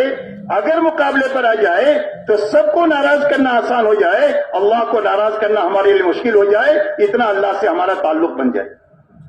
دوسرا، دل میں اللہ کے حکموں کی عظمت پیدا ہو جائے اور دل کا رخ اللہ کے حکموں کی طرف ہو جائے کہ مال کے بڑے بڑے نقشوں کو اور اقتدار کے بڑے بڑے نقشوں کو توڑ سکتے ہیں، چھوڑ سکتے ہیں، لیکن اللہ کے حکم کو نہیں توڑ سکتے ہیں، اس لیے کہ اللہ بڑے اور اللہ کا حکم بڑا. تو دلوں کا رخ اللہ کے حکموں کی طرف ہو جائے. تیسری بات، ہمارے دلوں کا رخ آخرت کی طرف ہو جائے کہ ہمارے دل میں ہر وقت میں آخرت کا فکر رہے. کوئی بھی کام کرنے وقت میں یہ سوچے کہ میری آخرت گزرنی نہیں چاہیے، آخرت بننی چاہیے. یہ تین بنیادیں دل میں آ گئی تو یہ آدمی کا دل بن گیا، اور دل بن جائے گا تو دین بن جائے گا. اس لیے کہ زندگی میں بہت ساری رکاوٹیں ہیں جس کے بیچ میں آدمی جیتا ہے. قرآن پاک میں 8 چیزیں بتلائی ہے ہر آدمی جس کے ماتحت جیتا ہے. فرمایا تمہارے باپ، تمہارے بیٹے، تمہارے بھائی، تمہاری بیوی، تمہاری برادری، تمہاری تجارت، تمہارا مال، تمہارے مکانات. یہ 8 چیزیں گنائی ہے. ہر انسان ان 8 چیزوں کے بیچ میں رہتا ہے، اور پوری زندگی کبھی 8 چیزیں اللہ کے مقابلے میں آئے گی، کبھی حکم کے مقابلے میں آئے گی، کبھی آخرت کے اعمال کے مقابلے میں آئے گی. تو ہر انسان میں اتنی طاقت پیدا ہو جائے کہ اللہ کو آگے رکھ کر، حکم کو آگے رکھ کر اور آخرت کو آگے رکھ کر کے جینا آ جائے. یہ طاقت پیدا کرنے کا سب سے پہلے غرض ہے تبلیغ کی محنت سے. اب یہ تبلیغ میں یہ طاقت کب پیدا ہوگی؟ صرف پھرنے سے نہیں پیدا ہوگی، بلکہ پھرنے کے زمانے میں جو کرنے کے کام ہیں، انفرادی بھی ہے، اجتماعی بھی ہے، دونوں لائن کے کام ہیں. یہ چاروں اعمال نبوت میں انفرادی شکل بھی ہے، اجتماعی شکل بھی ہے. تو ان دونوں شکلوں کی پابندی کے ساتھ ہر دن گزارنا کہ انفرادی عمل بھی نہ چھوٹے، اجتماعی عمل بھی نہ چھوٹے. جو بچنے کی چیزیں ہیں سوال سے لے کر لایانی تک، ان ساری چیزوں سے بچتے ہوئے اپنا ہر دن گزارے. رات کو سونے سے پہلے ہر ساتھی، چاہے 3 دن کا ہو، چلے کا ہو، 4 مہینے کا ہو، سال کا ہو، 7 مہینے کا ہو، ہر آدمی اپنا محاسبہ کرے کہ آج کے دن کیا رہا، کیا چھوٹا. اگر سارے اعمال ہو گئے ہیں انفرادی اجتماعی تو اللہ کا شکر ادا کرے. اللہ ہمت دے تو صلاۃ شکر پڑھے. اور اگر کوئی عمل چھوٹا ہے، کمی ہوئی ہے، تو اس کی تلافی کر کے سوئے. اور اگر تلافی نہیں کر سکتا ہے، ایسا عمل چھوٹا ہے کہ جس کی تلافی ممکن نہیں ہے، تو سچا پکا توبہ استغفار کر کے سوئے. جب تک ہم اپنے آپ کو پابند نہیں بنائیں گے اور جب تک کرنے کے کاموں پر خوشی نہیں ہوگی اور چھوٹنے کے کام کی تلافی نہیں ہوگی اور تلافی ممکن نہ ہونے کی وجہ سے استغفار کی کیفیت پیدا نہیں ہوگی، جب تک میرے دوستو ہماری تربیت مکمل نہیں ہوگی. ہماری تربیت کی یہ بنیادیں ہیں کہ جو انفرادی اجتماعی اعمال ہے دونوں کی پابندی کے ساتھ ہر دن گزرے. کرنے پر شکر ہو، نہ کرنے پر تلافی ہو، اور تلافی ممکن نہ ہو تو سچا پکا استغفار کرے. اس لیے کہ جس کام پر خوشی ہو اور جس کام کے چھٹنے کا غم ہو وہی کام ہوتا ہے. کہ کام کرنے کی خوشی ہوئی تو کام ہے، کام چھوٹنے کا غم ہوا تو یہ کام ہے. اس لیے میرے دوستو سب سے پہلی بنیاد ہے کہ کرنے کے کام کرتے ہوئے انفرادی اعمال بھی اجتماعی اعمال بھی پابندی کے ساتھ اپنا ہر دن گزارنا. اب انفرادی اعمال اللہ والے فرماتے ہیں کہ یہ زندگیوں میں استقامت لانے کے لیے ہے کہ اللہ یاد رہیں گے انفرادی اعمال کی پابندی کی وجہ سے، اور اجتماعی اعمال کی برکت سے آدمی کی تربیت ہوگی. اور جو آدمی اس محنت سے بنے گا اور بنا ہوا چلے گا، اللہ اس سے قبولیت کے ساتھ کام لیں گے. اور یہی اصل ہے کہ کام لیا جائے قبولیت کے ساتھ لیا جائے. ورنہ جہاں تک دین کا کام لینے کا تعلق ہے، اللہ کبھی فاسق اور فاجر سے بھی لے لیتے ہیں، لیکن وہ فاسق فاجر کو ملے گا کچھ نہیں، کام ہو جائے گا. اس لیے کہ ساری دنیا اللہ کے لشکر ہے، جس سے چاہے اللہ کام لے لے. اس لیے میرے دوستو سب سے پہلی چیز کرنے کے سارے کام کرتے ہوئے اپنا ہر دن گزارنا ہے. بچنے کی ساری چیزوں میں سوال سے لے کر لایانی تک ہے کہ جتنی بچنے کی چیزیں ہیں وہ ساری چیزوں سے بچتے ہوئے ہر دن گزارنا. جیسے علاج میں 2 چیزیں ہیں، دوائی کھانا، پرہیز کرنا. دوائی کھائی، پرہیزگری کیا تو دوا کام نہیں کرے گی. دوا کھانا اور پرہیز کرنا جب ہوگا تو علاج مکمل ہوگا. ایسا ہی تربیت کے تکمیل کے لیے کرنا اور بچنا ہے. یہ دونوں کی پابندی کے ساتھ ہر دن گزارنا، کرنے پر خوش ہونا، نہ کرنے پر اس کی تلافی کرنا، تلافی نہ ہو سکے تو اس کا توبہ استغفار سچا پکا کرنا تاکہ اللہ تعالیٰ استقامت کی نعمت سے نوازے. یہ سب سے پہلی بنیاد ہے. اور اس سے انسان کا دل بنے گا، اور دل بنے گا تو پورا دین بنے گا. دین کا تعلق دل کے بننے کے ساتھ ہے. جب دل بنے گا تو پورا دین حقیقت کے ساتھ زندگیوں کے اندر میں آتا چلا جائے گا. دوسری بنیاد میرے دوستو اس محنت میں یہ ہے کہ اس محنت کے راستے سے ہر محنت میں آنے والے کا فکر بدلے. اس لیے کہ آدمی کی محنت فکر کے تابع ہے. جیسی فکر ایسی محنت. فکر دنیا کا ہے اور محنت تبلیغ کی ہے، تو تبلیغ کیسی ہوگی؟ ادھوری تبلیغ ہوگی. یاد رکھنا، معاف کرنا مجھے، ادھوری تبلیغ. اور ادھوری تبلیغ سے ادھورے لوگ تیار ہوں گے. ادھوری تبلیغ سے ادھورے لوگ تیار ہوں گے. اور ادھورے لوگوں کو آپ جانتے ہیں کہ ادھورے ڈاکٹر سے ہم علاج نہیں کراتے، ادھورے وکیل کے ہاتھ میں مقدمہ نہیں دیتے، ادھورے ڈاکٹر کے ہاتھ میں گاڑی نہیں دیتے، ادھورے حافظ صاحب کو ہم امام نہیں بناتے تراویح میں. تو ادھورے لوگوں سے دنیا میں ہدایت کا کام کیسے لیا جائے گا؟ اس لیے کام لیا گیا جب کبھی بھی وہ نبیوں سے لیا گیا جو کاملین کی جماعت ہے، ان کے حوارین، ان کے صحابہ کاملین کی جماعت ہے. اور ہماری پوری تاریخ میں جب کبھی بھی کوئی بڑا کام لیا گیا ہے تو ان لوگوں سے لیا گیا کہ جو اللہ کے ساتھ تعلق میں بھی کامل ہے، فکر آخرت میں کامل ہے، دین میں بھی کامل ہے، اور امت کے فکر میں بھی کامل ہے. اس لیے میرے دوستو محنت جو ہے وہ فکر کے تابع ہے. تو تبلیغ کی جو محنت ہے، ایک تو دل بنانے کی محنت ہے. دل کا بننا یہ ہے کہ دل میں اللہ آ جائے، اللہ کے حکم آ جائے اور آخرت آ جائے. دوسرا فکر کو بدلنے کی محنت ہے. جب فکر بدلے گا تو آہستہ آہستہ محنت کا رخ صحیح ہوگا. تو محنت کا صحیح رخ کیا ہے؟ چلا 4 مہینہ 3 دن سے سال 7 مہینہ یہ محنت کا آخری رخ نہیں ہے، یہ ابتدائی محنت ہے. جیسے قرآن پڑھنے کے لیے، حافظ عالم بننے کے لیے آپ کو الف با تا پڑھنا پڑتا ہے. ڈاکٹر انجینئر بننے کے لیے آپ کو ABCD پڑھنا پڑتا ہے. تو جو ABCD کی حیثیت ہے اور جو الف با تا کی حیثیت ہے، وہ کام ہماری محنت کی شکل کی ہے. جب یہ محنت کی یہ شکل صحیح ہو جائے گی اور پوری ہو جائے گی تو آگے جو چیز مطلوب ہے اللہ اس کی استعداد ہمارے اندر پیدا فرمائیں گے. آپ نے گٹلی کو زمین میں صحیح رکھا تو اللہ اس کو اگا دیں گے. آپ نے نطفے کو صحیح جگہ رکھا، اللہ انسان بنا دیں گے. غلط جگہ آپ نے نطفہ رکھا تو انسان نہیں بنے گا. آپ نے 5 میٹر نیچے زمین میں گٹلی ڈال دیا تو اگے گی نہیں. آپ زمین پر پھینک کر آ گئے تو یہ اگے گی نہیں. تو جس طرح گٹلی صحیح طریقے سے رکھنا یہ درخت بننے کا ذریعہ ہے، انسان بننے کا ذریعہ نطفے کو صحیح جگہ رکھنا ہے، ایسا ہی محنت کو صحیح رکھ کرنا یہ منزل تک پہنچنے کا طاقتور راستہ ہے. اس لیے میرے دوستو یہ ہماری ابتدائی شکل ہے. تو محنت کی صحیح شکل کیا ہے؟ ورنہ محنت کی شکل صحیح شکل وہ ہے جو حضور صلی اللہ علیہ وسلم نے 23 سالہ دور نبوت میں امت میں زندہ فرمائی. وہ محنت کی صحیح شکل ہے جو مطلوب ہے کہ ایک مجمع محنت کی اس شکل پر پہنچے. تو کیا محنت کی شکل پر آپ نے امت کو اٹھایا یہ سمجھنا ہے. سب سے پہلے حضور صلی اللہ علیہ وسلم نے امت کی جان مال کو دعوت پر اتنی لگائی جتنا دعوت کا تقاضا تھا. حیات صحابہ پڑھیں گے تو یہ بات ہم کو سمجھ میں آئے گی کہ دین کے سیکھنے پر، دین کے پھیلانے پر اتنی جان مال لگی جتنا کہ محنت کا اور دعوت کا تقاضا تھا. یہ پہلی لگانے کی جگہ ہے.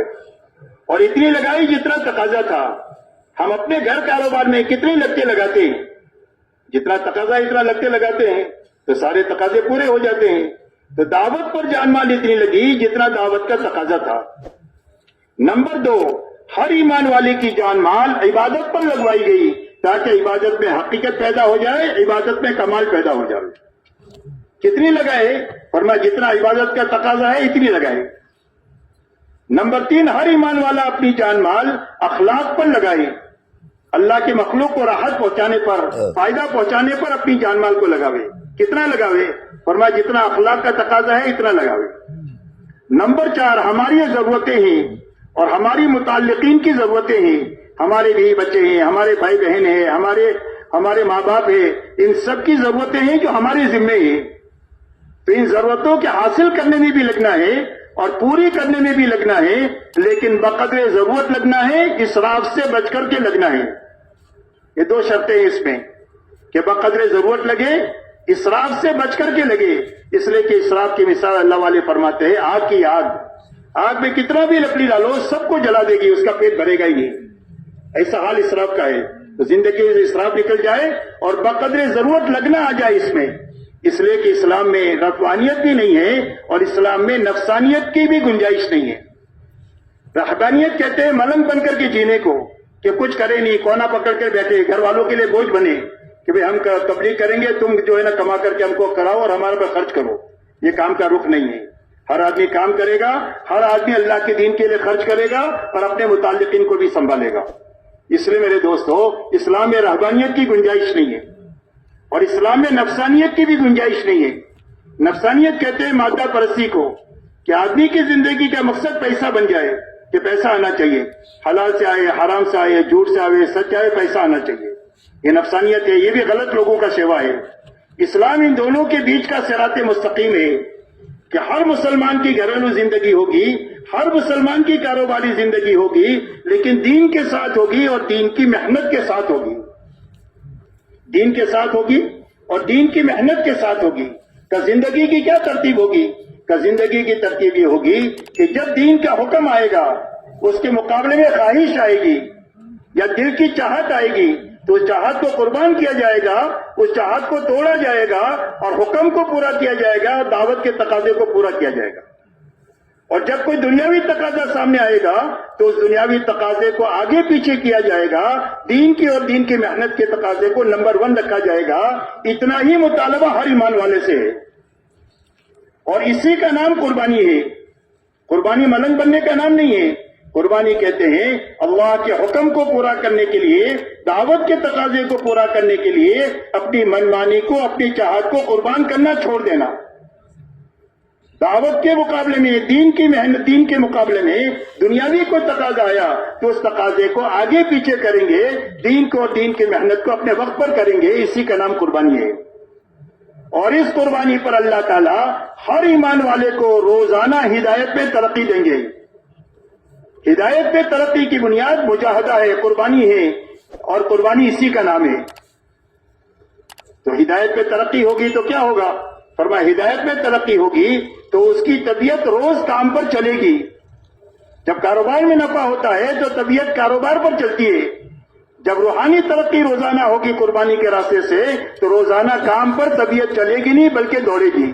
یہ پہلا انعام ہے جو اللہ کی طرف سے ملے گا.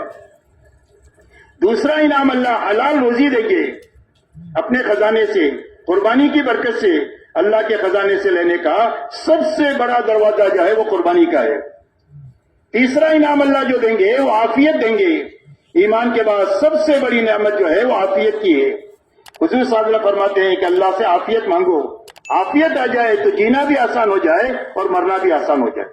اسی لیے قرآن پاک میں اللہ نے فرمایا والذین جاہدوا فینا لنہدینہم سبلنا وان اللہ لمع المحسنین، کہ اللہ تعالیٰ فرماتے ہیں کہ جو ہمارے راستے میں مجاہدہ کریں گے، اور مجاہدے کا معنی میں نے آپ کو بتلایا، فرمایا ہم ضرور بھی ضرور اس کو ہدایت دیں گے. اور ہدایت اللہ کے خزانے کی وہ نعمت ہے جس کا کوئی کنارہ نہیں ہے. دوسرا، اللہ حلال روزی دیں گے. اللہ نے قرآن پاک میں ایک جگہ پر فرمایا وَاذْكُرُوا إِذْ أَنْتُمْ قَلِيلٌ مُسْتَضْعَفُونَ فِي الْأَرْضِ تخافون ان يتخطفكم الناس فآواكم وأيدكم بنصره ورزقكم من الطيبات لعلكم تشكرون.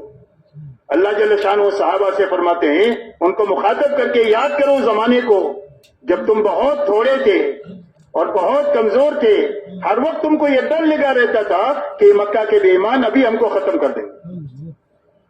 تو اللہ تعالیٰ نے فرمایا تم کو ٹھکانہ دیا، اور اللہ نے تمہاری مدد کیا، اور اللہ نے تمہیں پاک روزی دیا تاکہ تم اللہ کا شکر ادا کرو.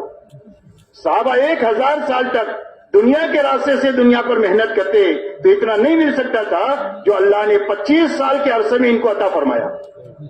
23 سال نبوت کا زمانہ ہے، اور صدیق اکبر کا 2 سال سے کچھ زیادہ زمانہ یہ لگنے مٹنے کھپنے کا زمانہ ہے.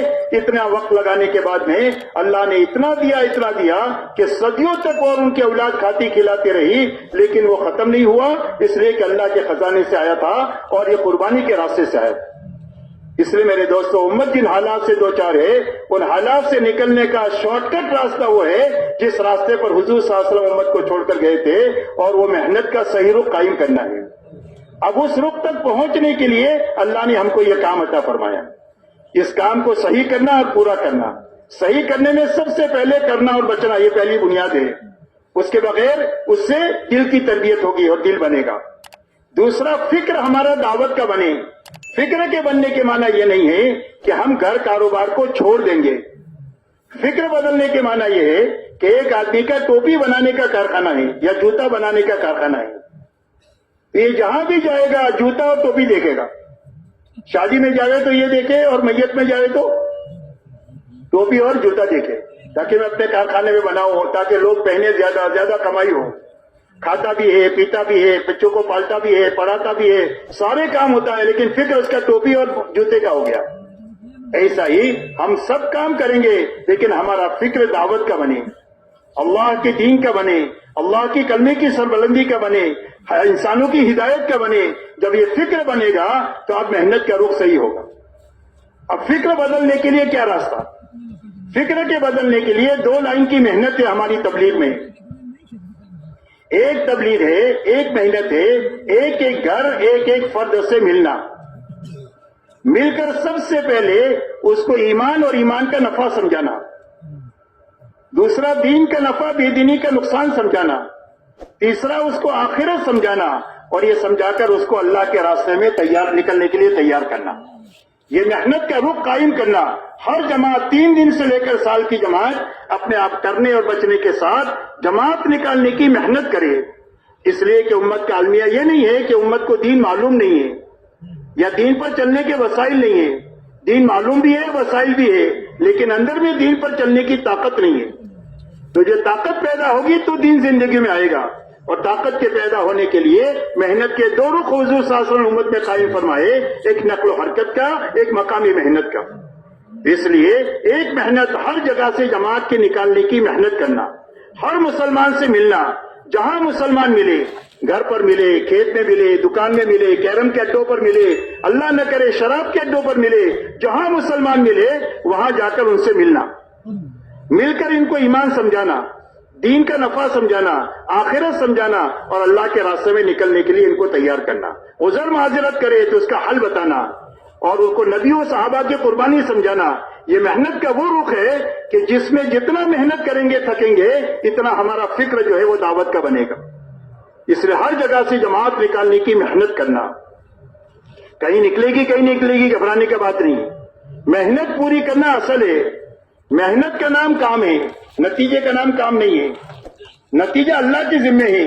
اللہ تعالیٰ علیم اور حکیم ہے، اپنے علم اور حکمت سے کبھی جلدی نکال دیتے ہیں، کبھی دیر میں نکالتے ہیں، کبھی بہت اچھا نکالتے ہیں، کبھی کم اچھا نکالتے ہیں۔ وہ اللہ کے علم اور حکمت کی بات ہے۔ ہمارے ذمہ صرف یہ ہے کہ محنت صحیح ہو جائے، پوری ہو جائے۔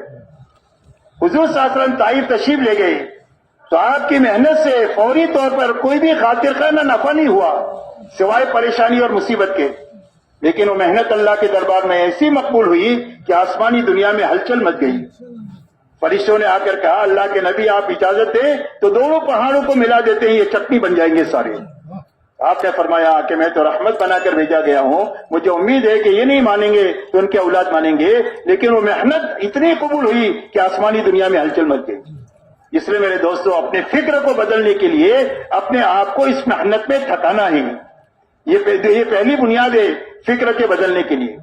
دوسری میرے دوستو یہ ہے کہ جس جگہ پر بھی ہماری جماعتیں جائیں اس جماعت کے ذہن میں یہ ہو کہ یہاں پر مسجد وار جماعت نہیں ہے تو 3 دن 2 دن وہاں رہ کر ان کو مانوس کر کے قریب کر کے اپنے ساتھ اعمال میں شریک کر کے مشورے میں، تعلیم میں، ملاقاتوں میں، جماعت کے نکالنے کی محنت میں یہی 5 کام ہیں کہ ان اعمال سے ان کو گزارا جاوے محنت کے راستے سے، اور اس کے بعد میں آخری دن میں ان کی تشکیل کی جائے ان اعمال کے کرنے کے لیے۔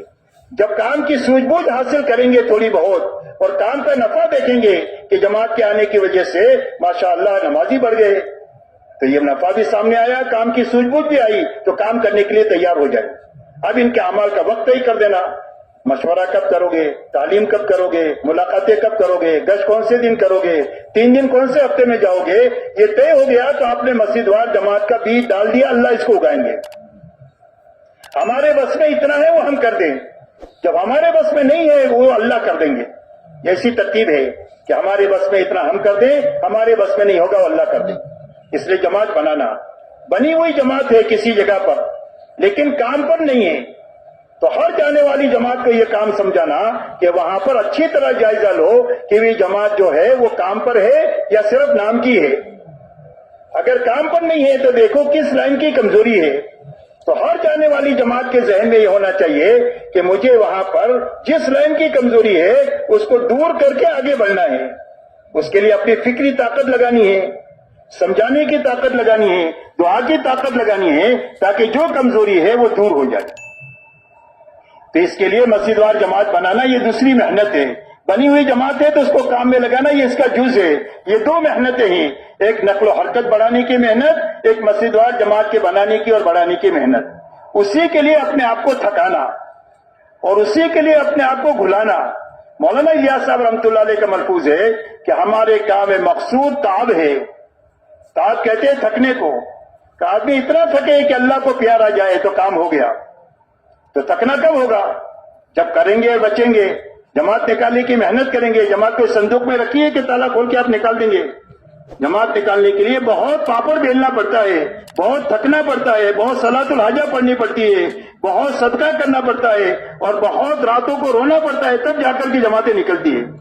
تو یہ ہمارے فکر کے بدلنے کی یہ 2 لائن کی محنتیں، اس لیے فرمایا تھکنا یہ ہمارے کام مقصود ہے۔ ایک جگہ پر فرمایا کہ اللہ تو جبل جوہد کے پیچھے ہے۔ اللہ کہاں ہے؟ کہا محنت کا ایک پہاڑ ہے، اس کے پیچھے اللہ ہے۔ جب تھک جائیں گے تو اللہ کو پیار آ جائے گا۔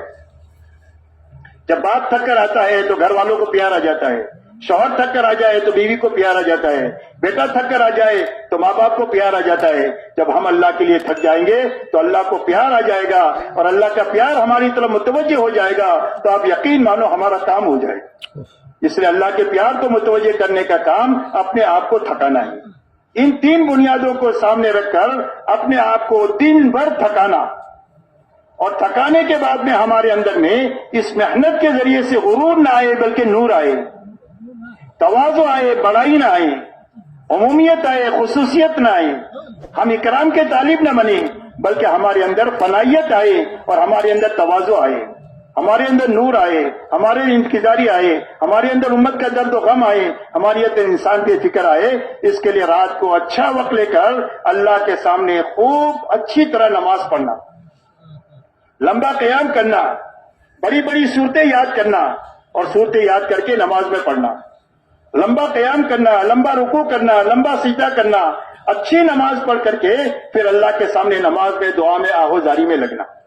جب دن بھر محنت کی ہوگی تو اللہ کو کچھ کہنے کو جی چاہے گا, اور جب اللہ کو کہا جائے گا تو اس وقت میں رونے دھونے کی کیفیت بھی پیدا ہوگی. محنت کے بعد دعا میں طاقت پیدا ہوتی ہے, قربانی کے بعد دعا میں قبولیت بنتی ہے.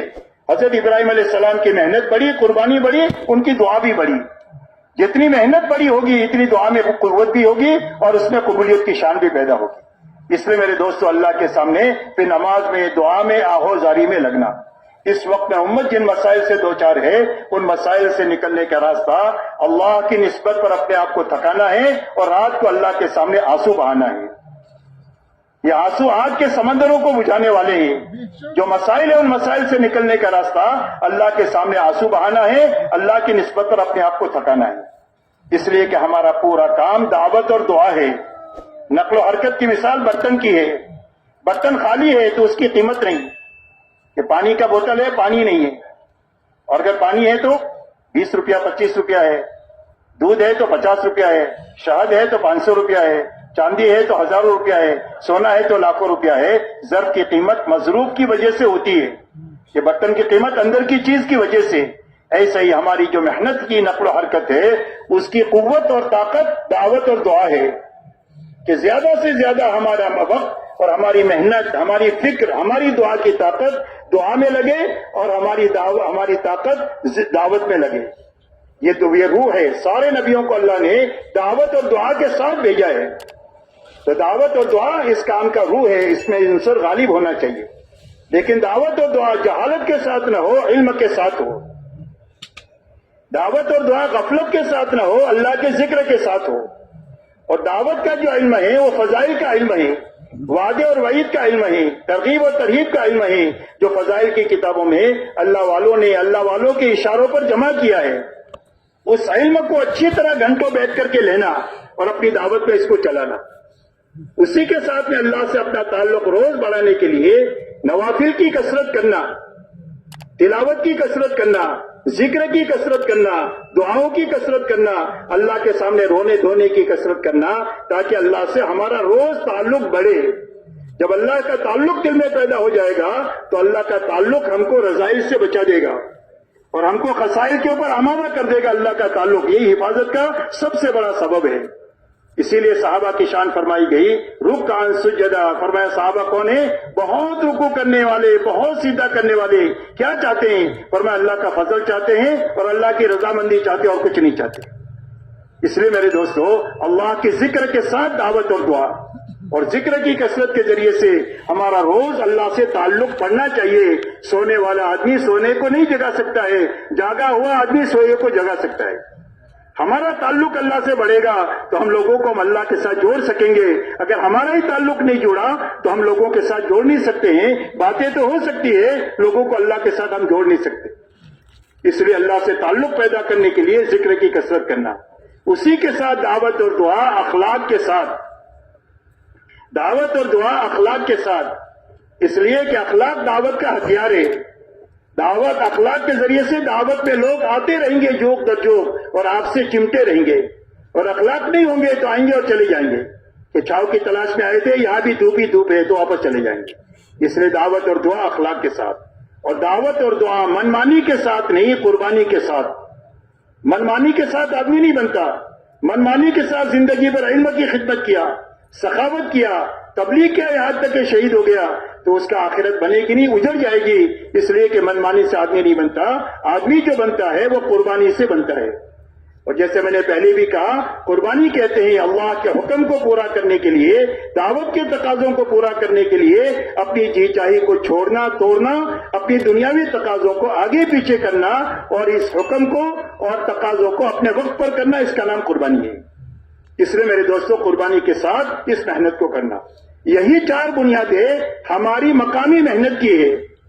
मकामी मेहनत में भी जितने हमारे करने इनफरादी इज्तिमाई काम हैं, इनकी पाबंदी के साथ में अपने आप को रोजाना के लिए चलाना, जितनी बचने की चीजें हैं उससे बचते हुए अपने आप को इस मेहनत में चलाना, हर घर हर फर्द की मेहनत करके उसको ईमान आखिरत समझाकर, दीन का नफा समझाकर, अल्लाह के रास्ते में 4 महीना है, साल है, 7 महीना है, चिल्ला है, 3 दिन है, मस्जिद के किसी न किसी अमल के लिए इसको लगने के लिए तैयार करना। और इन मेहनतों में करते हुए अल्लाह के सामने मकाम पर भी रात को अल्लाह के सामने नमाज में, दुआ में, आहोजारी में अल्लाह के सामने अपने आप को ज्यादा से ज्यादा लगाना।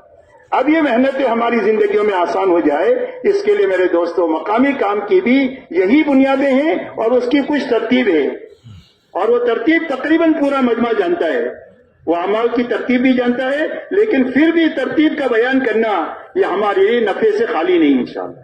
इसके लिए मेरे दोस्तों, एक तो हमारे मकामी मेहनत में सबसे पहले वक्त लगाकर आने वाला आदमी ये नियत करे कि इस घर पर और अपने मकाम पर रहते हुए दीन को और दीन की मेहनत को आगे रखूंगा, उसके साथ अपने घर कारोबार को चलाऊंगा। अगर ये नियत होगी तो आदमी की हिफाजत हो जाएगी। और अगर ये नियत बनी कि मैं तो घर कारोबार करूंगा, मौका मिलेगा तो तबलीग भी करूंगा, ये बहुत कमजोर नियत है जो आदमी को जाये करने का जरिया बन जाती है। इसलिए सबसे पहले नियत सही हो। उसके बाद में मेरे दोस्तों, रोजाना के किसी नमाज के बाद में जो मुनासिब वक्त साथियों के लिए हो, मस्जिद व जमात के साथी ज्यादा से ज्यादा शरीक हो सकते हो, उस वक्त में मशवरे का अमल किया जाए। मशवरे के अमल में 2 चीजें हैं, एक तो कल की कारगुजारी है और एक आज के तकाजों की तकसीम है।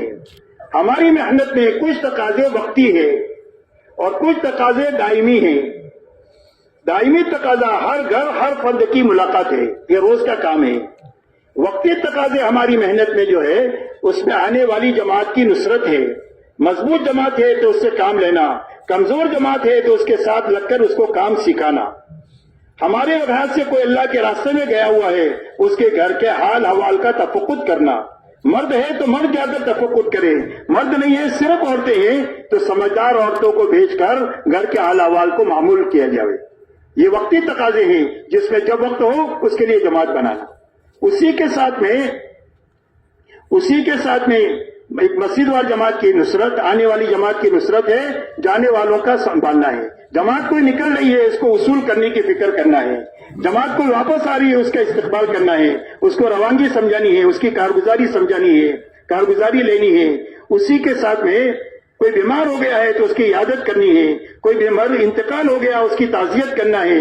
ये सारे तकाजे वक्ती है। जब वक्ती तकाजे हों तो अपने सारे साथियों पर इसको तकसीम करना ताकि सारे साथी काम के बने। काम 1-2 आदमी के हाथ में नहीं होना चाहिए, बल्कि पूरी मस्जिद व जमात के पूरे मजमे के हाथ में काम होना चाहिए, ताकि कोई मरे जिए, कोई माजूर हो जाए, बीमार हो जाए तो उसकी वजह से काम मुतासर नहीं होना चाहिए। कभी नकले मकानी भी हो जाती है, आदमी दूसरी जगह चला जाता है तो वहां पर काम में फर्ज नहीं होना चाहिए। जब मजमे के हाथ में काम होगा तो किसी के जाने आने से, किसी के रहने से फर्क नहीं पड़ेगा, काम अपनी रफ्तार से चलता रहेगा। इसलिए ये तकाजों पर अपने औकात को लगाना। उसी के साथ में वक्त दायमी जो तकाजा है, हर घर हर फर्द की मुलाकात है। अगर ये आसान हो करना है तो उसकी एक तरतीब है, और उसकी तरतीब ये है कि जितने साथी हमारे हैं जो रोजाना मेहनत में लगे हुए हैं अल्हम्दुलिल्लाह, उनको सामने रखकर अफराद को तो ये तकसीम करें और आप इलाके को भी तकसीम करें, चाहे गली के हिसाब से करें या घरों के हिसाब से करें या अफराद के हिसाब से करें कि एक जमात के हिस्से में इतने घर, इतनी बिल्डिंगे या इतने अफराद आए कि जो 1 महीने में 2.5 घंटे के जरिए से उसकी मुलाकात मुकम्मल हो जाए। जब हर महीने में मुलाकात का निजाम मुकम्मल होगा तो तामीरी काम होगा। एक आदमी साहब आज मिले, उससे दूसरी मर्तबा 1 साल के बाद मिले, تو پہلی ملاقات کا اثر ختم ہو چکا ہوگا. اس کو بھی معلوم نہیں کہ کوئی آ کر مجھے ملا تھا, آپ کو بھی معلوم نہیں کہ جب 1 سال پہلے ملے تھے تو اس وقت میں اس کی کیا نوعیت تھی ملاقات کی. اس لیے تعمیری کام اسی وقت میں ہوگا جب آپ ہر آدمی سے مہینے میں کم سے کم 1 مرتبہ ملنے کا آپ نظام بنائیں گے, اور اس ملنے میں آپ ایمان کی بات کریں, موقع محل پیدا کر کے گھر میں بیٹھ کر کے بات کریں, اگر آسانی ہو تو وہ زیادہ مناسب ہے. آپ اس کو ایمان کی بات سمجھائیں, آخرت کی بات سمجھائیں, دین میں کامیابی کی بات سمجھائیں, اور 4 مہینے سے لے کر مسجد کے کسی نہ کسی عمل کے لیے جوڑنے کے لیے اس کو تیار کریں. لیکن 4 مہینے کی تشکیل آپ اس وقت میں کر سکیں گے, یا سال 7 مہینے کی تشکیل اس وقت میں کر سکیں گے جب آپ کی مسجد میں ان محنت کا کوئی عنوان ہوگا کہ فلانے مہینے میں ہماری 7 مہینے کی جماعت جائے گی انشاءاللہ. آپ نے مسجد وار جماعت نے سوچا فلانے مہینے میں 4 مہینے کی جماعت جائے گی, فلانے مہینوں میں چلے کی جماعتیں جائے گی. جب آپ اس کی ترتیب بنا دیں گے تو آپ کی تشکیل میں جان پڑ جائے گی. ہفتہ واری گشت کے دن تشکیل آسان ہو جائے گی, گھر کی ملاقات میں تشکیل آسان ہو جائے گی. 3 دن میں آپ لوگوں کو اپنے ساتھ لے کر کے جائیں گے, ان کو اس تشکیل کے لیے تیار کرنا آسان ہو جائے گا. یہ ساری چیزیں آسانی ہونے کی اور اس میں جان پڑنے کی کا آسان راستہ اپنی مسجدوں میں کام کا رخ سوچ لینا ہے, عملے کو سامنے رکھ کر. اس لیے میرے دوستو اس کو اپنے یہاں پر ترتیب بنا لینا. اسی کے ساتھ ایک بات بیچ میں کہنی تھی, وہ ذہن سے نکل گئی کہ اب یہ ایک محنت کو بڑھانا ہے تاکہ محنت وہاں تک پہنچے جو اللہ کے علم میں طے ہے, حق کو دنیا میں چلانے کے لیے اور باطل کو زیر کرنے کے لیے. تو محنت کو بڑھانے کی کیا شکل ہے؟ محنت کو بڑھانے کی شکل یہ ہے کہ ہر مسجد کے لوگ یہاں پر الحمدللہ آئے ہوئے ہیں, اور پوری دنیا سے لوگ آئے ہوئے ہیں. ان کو معلوم ہے جن مسجدوں سے آئے ہیں کہ ان مسجدوں کے اطراف میں ہمارے پاس وقت لگایا ہوا عملہ کتنا ہے. سال لگائے ہوئے, 7 مہینے لگائے ہوئے, 4 مہینہ لگائے ہوئے, چلہ لگائے ہوئے, 3 دن لگائے ہوئے لوگ کتنے ہیں؟ جتنے لوگوں کا وقت لگایا ہے وہ ہمارا سرمایہ ہے. وہ سرمایہ محفوظ ہونا چاہیے اور نیا مجمع کام میں جڑنا چاہیے. یہ کام کی ترقی کی واحد شکل ہے. حضور صلی اللہ علیہ وسلم کے زمانے میں 23 سال میں کام پورا ہونے کی وجہ یہ ہے کہ آپ کی دعوت میں جو آیا وہ کام پر جمع رہا, آگے بڑھتا رہا, ہر تقاضے پر چلتا رہا. یہاں تک 23 سال میں کام بھی پورا ہو گیا اور 23 سال میں مجمع بھی پورا ہو گیا. اس لیے کہ آنا ہی آنا ہے, جانا نہیں ہے. اس لیے ہر مسجد کے اطراف میں جتنے ساتھی ہیں اس کو مسجد وار جماعت کے ساتھی وصول کر سکتے ہیں. ملک کا مرکز ان کو وصول نہیں کر سکتا, عالم کا مرکز ان کو وصول نہیں کر سکتا, شہر کا مرکز ان کو وصول نہیں کر سکتا. ان کو صرف مسجد وار جماعت وصول کر سکتی ہے. اس لیے ہر مسجد وار جماعت اپنی فکر یہ لے کہ ہمارے یہاں پر جتنا عملہ ہے اس عملے کو سامنے رکھ کر ہم کام کو سوچیں گے کہ اتنا تو ہو رہا ہے, اس پر شکر کرنا ہے. شکر کریں گے تو نعمت بڑھے گی. کتنا ہو سکتا ہے عملے کو سامنے رکھ کر کام کو سوچنا کہ اگر اتنا عملہ ہمارے پاس میں ہے, 2 ساتھی پرانے اور باقی 8-10 ساتھی نئے, اگر 3 دن کی جماعتیں, چلے کی جماعتیں, 4 مہینے کی جماعتیں, سال 7 مہینے کی جماعتیں اگر ہم بنائے تو کتنی بن سکتی ہے؟ یہ استعداد کو سامنے رکھ کر کام کو سوچنا ہے. اس کے بعد اس کو قابو میں لانے کے لیے اپنے بس کی محنت لگانا. نمبر 3 دعا کی طاقت لگانا. یہ 3 کام ہمارے بس میں ہیں. کام کا صحیح رخ سوچنا, اس کے اوپر اپنے بس کی محنت لگانا اور دعا کی طاقت لگانا. باقی اللہ جتنا کرا دے اللہ اسی میں برکت ڈال دیں گے.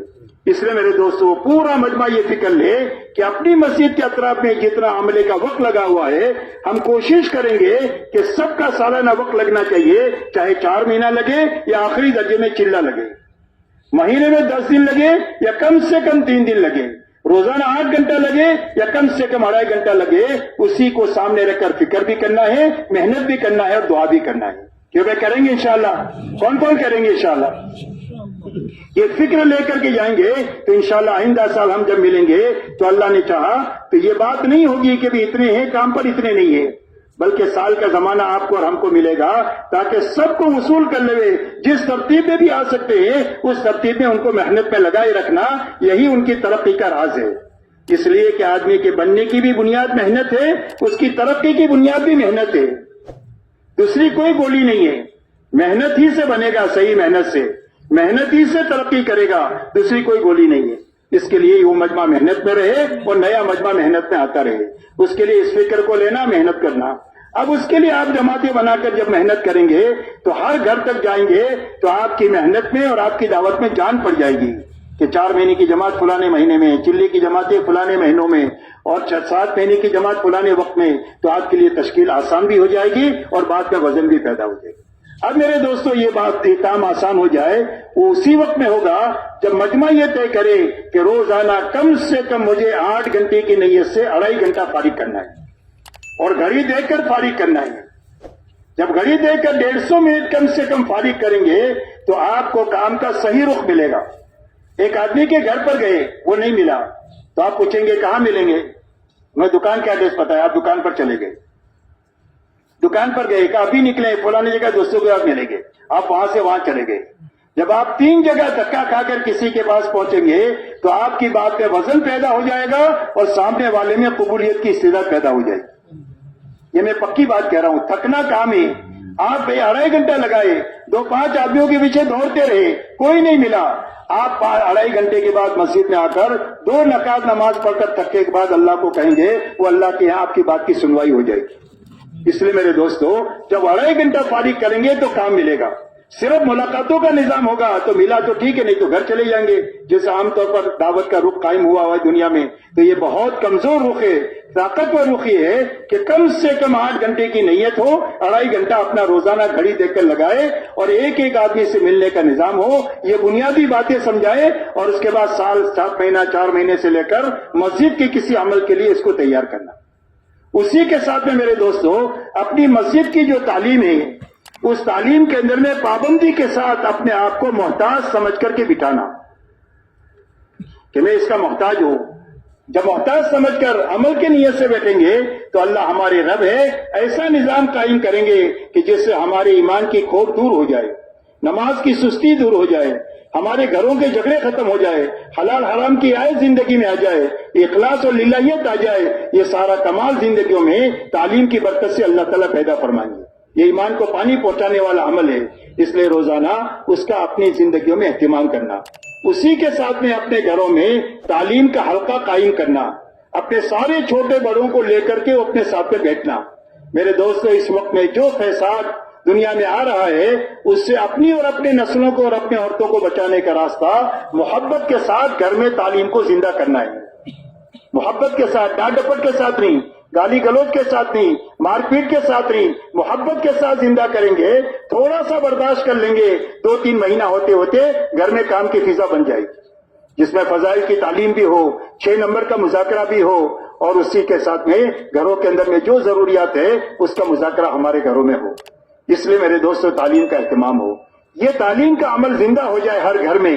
اس کے لیے اجتماعی تعلیم کا ایک نظام ہے کہ ہفتے میں، مہینے میں، ہفتے میں 1 مرتبہ محلے میں یا 2 محلوں میں مل کر جتنی استعداد ہے اور جتنی ضرورت ہے اترو سامنے رکھ کر تعلیم کے حلقوں کو زیادہ سے زیادہ اپنے بڑوں سے پوچھ کر اور ان سے مشورے کے ساتھ اس کو آگے بڑھانا۔ الحمدللہ کل تھوڑی دیر کارگزاری میں بیٹھنا ہوا تو یہ سامنے آئی بات کہ ہر مسجد کے اطراف میں کافی بہنیں ہیں جو چلہ بھی لگائی ہے، بیرون بھی وقت لگائی ہے، 15 دن بھی لگائی ہوئی ہے۔ اب ان کو سامنے رکھ کر آپ یہ سوچیں کہ اس محلے میں گھر کتنے ہیں اور ان گھروں کے اندر میں بس عورتوں کی بہت زیادہ نقل و حرکت دور دراز کی نہ بڑھے بلکہ قریب میں جائیں، تعلیم کے حلقوں میں جائیں، اپنا کام کا اصل لے کر اپنا واپس آئے۔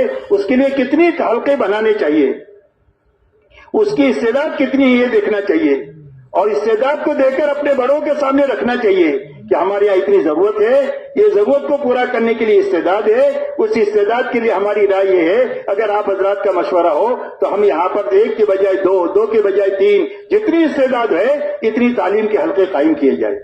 اس لیے کہ میرے دوستو عورتیں اور بچے ان کی تربیت کا راز یہ ہفتہ واری تعلیم کے ذریعے سے گھروں کی تعلیم کا نظام ہے۔ تو اس کے لیے آج اس کو خوب اہتمام سے لیا جائے تاکہ عورتوں کی نقل و حرکت بھی دور جگہ پر نہ جائے، اپنے قریب ہی چلے جائے۔ اگر کسی جگہ پر 35-40 مکانات ہے تو ایک تعلیم کا حلقہ کافی ہے، لیکن جہاں 500 گھر ہیں وہاں ایک حلقہ ہے، اس میں 35 عورتیں آتی ہے، جبکہ 500 گھروں میں کم سے کم 1000 عورتیں ہوگی، بیٹی، بہن، بیوی، شوہر، بیوی، ماں، یہ سب ملا کر کے تقریباً 1000 ہوں گے۔ اس میں سے اگر 50 آئے تو 950 کا کیا؟ اس لیے اس کام کو اچھے رخ سے سوچنا کہ ہمارے محلوں میں ضرورت کتنی ہے، استعداد کتنی ہے، اس استعداد کے اعتبار سے کام کرنے کے لیے اپنے بڑوں سے مشورہ کر کے اس کو رواج دینا۔ اسی کے ساتھ میں ہر گاؤں ہر گھر میں طلبہ ہوتے ہیں اسکول کالجوں میں پڑھنے والے، ان طلبہ کے اوپر محنت کرنا، چھٹیوں سے پہلے ان کے جوڑ کرنا اور جوڑ کر کے ان کی تشکیلیں کرنا، چھوٹی چھٹیوں میں 10 دن کی تشکیل کرنا، بڑی چھٹیاں ہوتی ہے 2 مہینے کی، اس میں چلے کی تشکیل کرنا، اور ہر جماعت میں 2-3 پرانے ساتھی ایسے ہونے چاہیے جو ان کا صحیح وقت لگا دے، اس لیے کہ جو فساد دنیا میں آ رہا ہے ان فساد کے دور کرنے کا راستہ اور اپنی نسلوں کو سنبھالنے کا راستہ ان کو دعوت کی محنت کے ساتھ جوڑ دینا ہے۔ جب یہ جڑ جائیں گے تو ان فتنوں سے ان کی حفاظت ہو جائے گی۔ اس کے لیے ہر بچے کو لگانے کی ہماری فکر ہو، ہر مسجد وار جماعت کے سامنے یہ تعداد ان کو معلوم ہو کہ اتنے بچے فلانی اسکول میں، فلانی کالج میں، فلانی کلاس میں ہی پڑھتے ہیں، اور ان کی تشکیل ترتیب کا کیا انتظام ہو سکتا ہے۔ پڑھائی کے زمانے میں آپ ان کو اپنے ساتھ پڑھائی کی رعایت کے ساتھ کتنا لگا سکتے ہیں، اس کی فکر کے ساتھ اپنی محنت کو آگے بڑھانا۔ اس لیے میرے دوستو، ایک تو 2.5 گھنٹے کے ذریعے سے کرنا، مستورات میں تعلیم کے ذریعے سے اور مسجد کی تعلیم کے ذریعے سے اپنے اور اپنے گھروں کے نظام کو بنانا، اپنے محلوں میں 100% گھروں میں تعلیم کا نظام بنے، اس کے لیے مستورات کی ہفتہ واری تعلیم کے ذریعے سے اس کو رواج دینا۔ اسی کے ساتھ میرے دوستو تقاضا ہے 3 دن کی جماعتوں کا، مستورات کا، تاکہ کام کرنے والی بہنیں بنیں۔ ہر محلے میں اتنی بہنیں ہونی چاہیے جو مقامی کام کو اچھی طرح تعلیم کے حلقے کو سنبھال سکے، تاکہ کوئی غلط چیز وہاں پر آئے نہیں۔ وہ کبھی کوئی جماعت آ گئی ہے اپنے محلے میں تو ان کی تعلیم تربیت کا انتظام کر سکے، کبھی کوئی تقاضا آیا باہر کا تو وہ جا کر پورا کر سکے۔ اتنی بہنوں کی استعداد والی بہنیں محلوں میں ہر جگہ ہونی چاہیے تاکہ یہ تقاضے ہمارے پورے ہو جائیں۔ اسی کے ساتھ میرے دوستو ہفتہ واری گشت کے ذریعے سے 100% نماز کی فضا بنانا، اس لیے کہ دعوت عبادت کو زندہ کرنے کے لیے ہوتی ہے، اذان نماز کے لیے ہوتی ہے، تو اسی طرح ہمارا گشت سب سے پہلے امت میں نماز زندہ کرنے کے لیے ہے۔ نماز زندہ ہو جائے گی 100%، تو دین میں خیر آنے کی راہ ہموار ہو جائے گی۔ اور یہ عمومی گشت تو اتنا طاقتور ہے کہ اگر یہ صحیح ہو جائے تو پورا قرآن عملی طور پر زندہ رکھنے کی طاقت اللہ تعالیٰ نے اس کے اندر میں رکھی ہے۔ آپ دیکھو ایک جماعت نکلتی ہے، وہ بیچارے حافظ بھی نہیں ہے، عالم بھی نہیں ہے، جا کر کے ایک آدمی سے بات کیا، نماز نہیں پڑھتا، نماز کے لیے آ گیا، تو نماز والی آیت زندہ ہو گئی۔ قرآن پڑھتا ہے، قرآن والی آیت زندہ ہو گئی۔ وضو کیا، وضو والی آیت زندہ ہو گئی۔ اس کے بعد تعلیم میں بیٹھا، بیان میں بیٹھا، جماعت میں نکل گیا، ماں باپ کی نافرمان تھا، فرما بردار بن گیا، تو ماں باپ کی اطاعت کی ساری آیتیں زندہ ہو گئی۔ پورے قرآن کو عملی طور پر زندہ کرنے کی محنت عمومی گشت میں اللہ نے رکھی ہے، اور عمومی گشت حضور صلی اللہ علیہ وسلم کی محنت کے سب سے زیادہ قریب ہے۔ اس لیے اس کو اچھی طرح کرنا، جس میں جماعت مضبوط ہو 10 آدمیوں کی، اور اس میں قرآن زیادہ ہو، اور اسی کے ساتھ میں مسجد میں بھی بات ہوتی رہے، مسجد میں بھی اللہ سے مانگنے کا سلسلہ ہو، آنے والوں کے استقبال کا بھی سلسلہ ہو۔ ایسے اچھی طریقے سے گشت کیا جائے کہ 100% نماز کی فضا ہمارے محلوں میں بنے۔ ہمارے گشت کے ذریعے سے 3 دن کی جماعتیں نکلے یا چلے 4 مہینے کی نکلے، اس کی فکر کرنا ہے۔ گشت یا نقد دعوت کو زندہ کرنے کے لیے کہ ہر گشت سے جماعتیں اللہ کے راستے میں نکلے۔ اسی کے ساتھ میرے محترم دوستو، ہمارا کیلنڈر مہینے کا 27 دن کا، ہم 27 دن اپنے گھر کاروبار کو حلال طریقے سے، سنت طریقے پر دعوت کے ان اعمال کو کرتے ہوئے کریں گے، اور 3 دن اللہ کے راستے میں جائیں گے، اور جائیں گے نہیں بلکہ اپنی جماعت بنا کر کے جائیں گے۔ ہر پرانا آدمی کم سے کم اپنی جماعت اپنے معاون کے ساتھ بنانا چاہیے۔ جب جماعت بنانے کی محنت کے ساتھ جماعت کو لے کر جائیں گے تو جماعت کی قدر و قیمت پیدا ہو جائے گی، جماعت کی تعلیم تربیت کا فکر ہو جائے گا۔ جماعت روٹ جائے گی تو اس کو منانے میں آدمی اپنی پوری طاقت لگا دے گا، اس لیے کہ محنت سے ہی جماعت نکلی ہے۔ جو عورت بچہ جانتی ہے وہ بچے کی قدر جانتی ہے، ایسا ہی جب جماعت محنت سے ہم نکالیں گے تو جماعت کی قدر و قیمت کو ہم پہچانیں گے۔ اس لیے بچہ اس کا روئے تو اس کے دل میں درد ہوتا ہے، اور پڑوسی کا بچہ روئے تو اس کے سر میں درد ہوتا ہے۔ تو اس کے لیے اپنی جماعت بنا کر کے اللہ کے راستے میں جانا، جماعت نکال کر کے جانے سے پہلے ہر 3 دن کی جماعت میں، ہر چلے کی جماعت میں، ہر 4 مہینے کی جماعت میں، کم و بیش وقت کی جماعتوں میں سب سے پہلے روانگی اچھے سے اچھی کرنا، روانگی کے اندر میں میرے دوستوں میں نے بتایا 4 بنیادیں آپ کو بتائی، یہ اچھی طرح سمجھانی ہے۔ ایک تو کرنے کے کام سمجھانے انفرادی اجتماعی، بچنے کی چیزیں سمجھانی ہے لایانی سے، سوال سے لے کر لایانی سے، اور سب سے بڑی لایانی اس وقت میں موبائل کی ہے۔ اس لیے کہ میرے دوستو آپ جانتے ہیں کہ آپ بڑی قربانی دے کر جاتے ہیں، بیوی بچوں کو، گھر بار کو، راحت آرام کو، سب کو قربان کر کے جاتے ہیں، لیکن جماعت میں یکسوئی جو ختم ہوتی ہے وہ موبائل کی وجہ سے ہوتی ہے، اور جماعت میں رہتے ہوئے لایانی جو زیادہ سے زیادہ ہوتی ہے موبائل کے ذریعے سے ہوتی ہے۔ اس لیے اس لایانی سے اپنے آپ کو ہر ممکن حد تک بچانا چاہیے، اور ضرورت پڑے تو اس کو کبھی باہر سے بھی استعمال کر سکتے ہیں، خط کے ذریعے سے بھی آپ اطلاع دے سکتے ہیں۔ بہرحال اس سے جتنا بچیں گے اتنا کام ہماری بنیادوں پر آئے گا۔ اس لیے میرے دوستو گشت کے ذریعے 3 دن کے ذریعے سے اپنی جماعتیں بنانا، اور جماعت میں 2 کام کرنا۔ ایک تو وقت پورا لگانا، وقت پورا لگانے کے معنی یہ ہے کہ 72 گھنٹے پورے لگانا۔ دوسرا عمل پورے کرنا، جتنے کرنے کے کام ہیں انفرادی اجتماعی اس کی پابندی کے ساتھ 3 دن، اس کی پابندی کے ساتھ چلہ، اس کی پابندی کے ساتھ 4 مہینہ، جتنا بھی وقت لگائے اس کی پابندی کے ساتھ لگائے۔ بچنے کی چیزوں سے بچتے ہوئے 3 دن اور آگے کا وقت۔ ایسا ہی ہر جگہ جماعت نکالنے کی محنت، ہر جگہ مسجدوار جماعت نہیں ہے تو بنانے کی محنت، بنی ہوئی جماعت ہے تو اس کو کام پر لگانے کی محنت، اور دن بھر تکنے کے بعد رات کو اللہ کے سامنے رونے دھونے کی فضا بنانا۔ یہ 4 بنیادیں ہر جانے والی جماعت کو سمجھا کر بھیجنا، واپس آ جائے تو اس کی روشنی میں کارگزاری لینا۔ جب یہ باتیں سمجھانے میں آ جائے گی اور کارگزاری میں آ جائے گی تو انشاءاللہ آہستہ آہستہ عمل میں بھی آ جائے گی، اور جب عمل میں آ جائے گی تو انشاءاللہ ابھی جتنا کام ہو رہا ہے اس سے کئی گنا بڑھے گا بھی، اور ابھی جیسا ہو رہا ہے اس سے اچھائی کی طرف بھی بہت زیادہ آگے انشاءاللہ کام بڑھ جائے گا۔ اس کے لیے میرے دوستو ہر جانے والی جماعتوں کو یہ باتیں سمجھانا، اعمال پورے کرنا، وقت پورا کرنا، لیکن یہ اسی وقت میں ہو سکتا ہے جب آپ جماعتوں کے نکلنے کا وقت صحیح کریں۔ عام طور پر جماعت میں نکلنے آدمی جو داخل ہوتا ہے وہ 3 دن کے راستے سے داخل ہوتا ہے۔ سال 7 مہینے جو جاتے ہیں وہ پہلے 3 دن لگاتے ہیں، اس لیے سب سے پہلے 3 دن اچھا لگنا چاہیے، اور اچھا لگنے کے معنی یہ ہے کہ روزانہ کم سے کم روزانہ 5 گشت ہونا چاہیے۔ اس کا موقع نہیں، آپ تو جانتے ہیں 5 گشت ہونا چاہیے، صبح شام کی تعلیم ہونا چاہیے، 5 نمازیں تکبیر اولیٰ کے ساتھ ہونی چاہیے، نوافل کا اہتمام ہونا چاہیے، صبح شام کی تسبیحات ہونی چاہیے، قرآن پاک کی تلاوت ہونی چاہیے، اور انہی اعمال کو انفرادی طور پر بھی کرنا چاہیے، اجتماعی طور پر بھی کرنا چاہیے، اور سوال سے لے کر لایانی سے بچتے ہوئے کرنا چاہیے۔ ہر جگہ جماعت نکالنے کی محنت سمجھانا چاہیے، ہر جگہ مسجدوار جماعت بنانے کی بڑھانے کی محنت سمجھانا، اور رات کو اٹھ کر اللہ کے سامنے رونا دھونا سمجھا کر بھیجنا اور اسی کی کارگزاری لینا۔ یہ ضرورت ہمارے ملک کی بھی ہے، پورے عالم کی بھی ہے، پورا عالم یہاں پر جمع ہے۔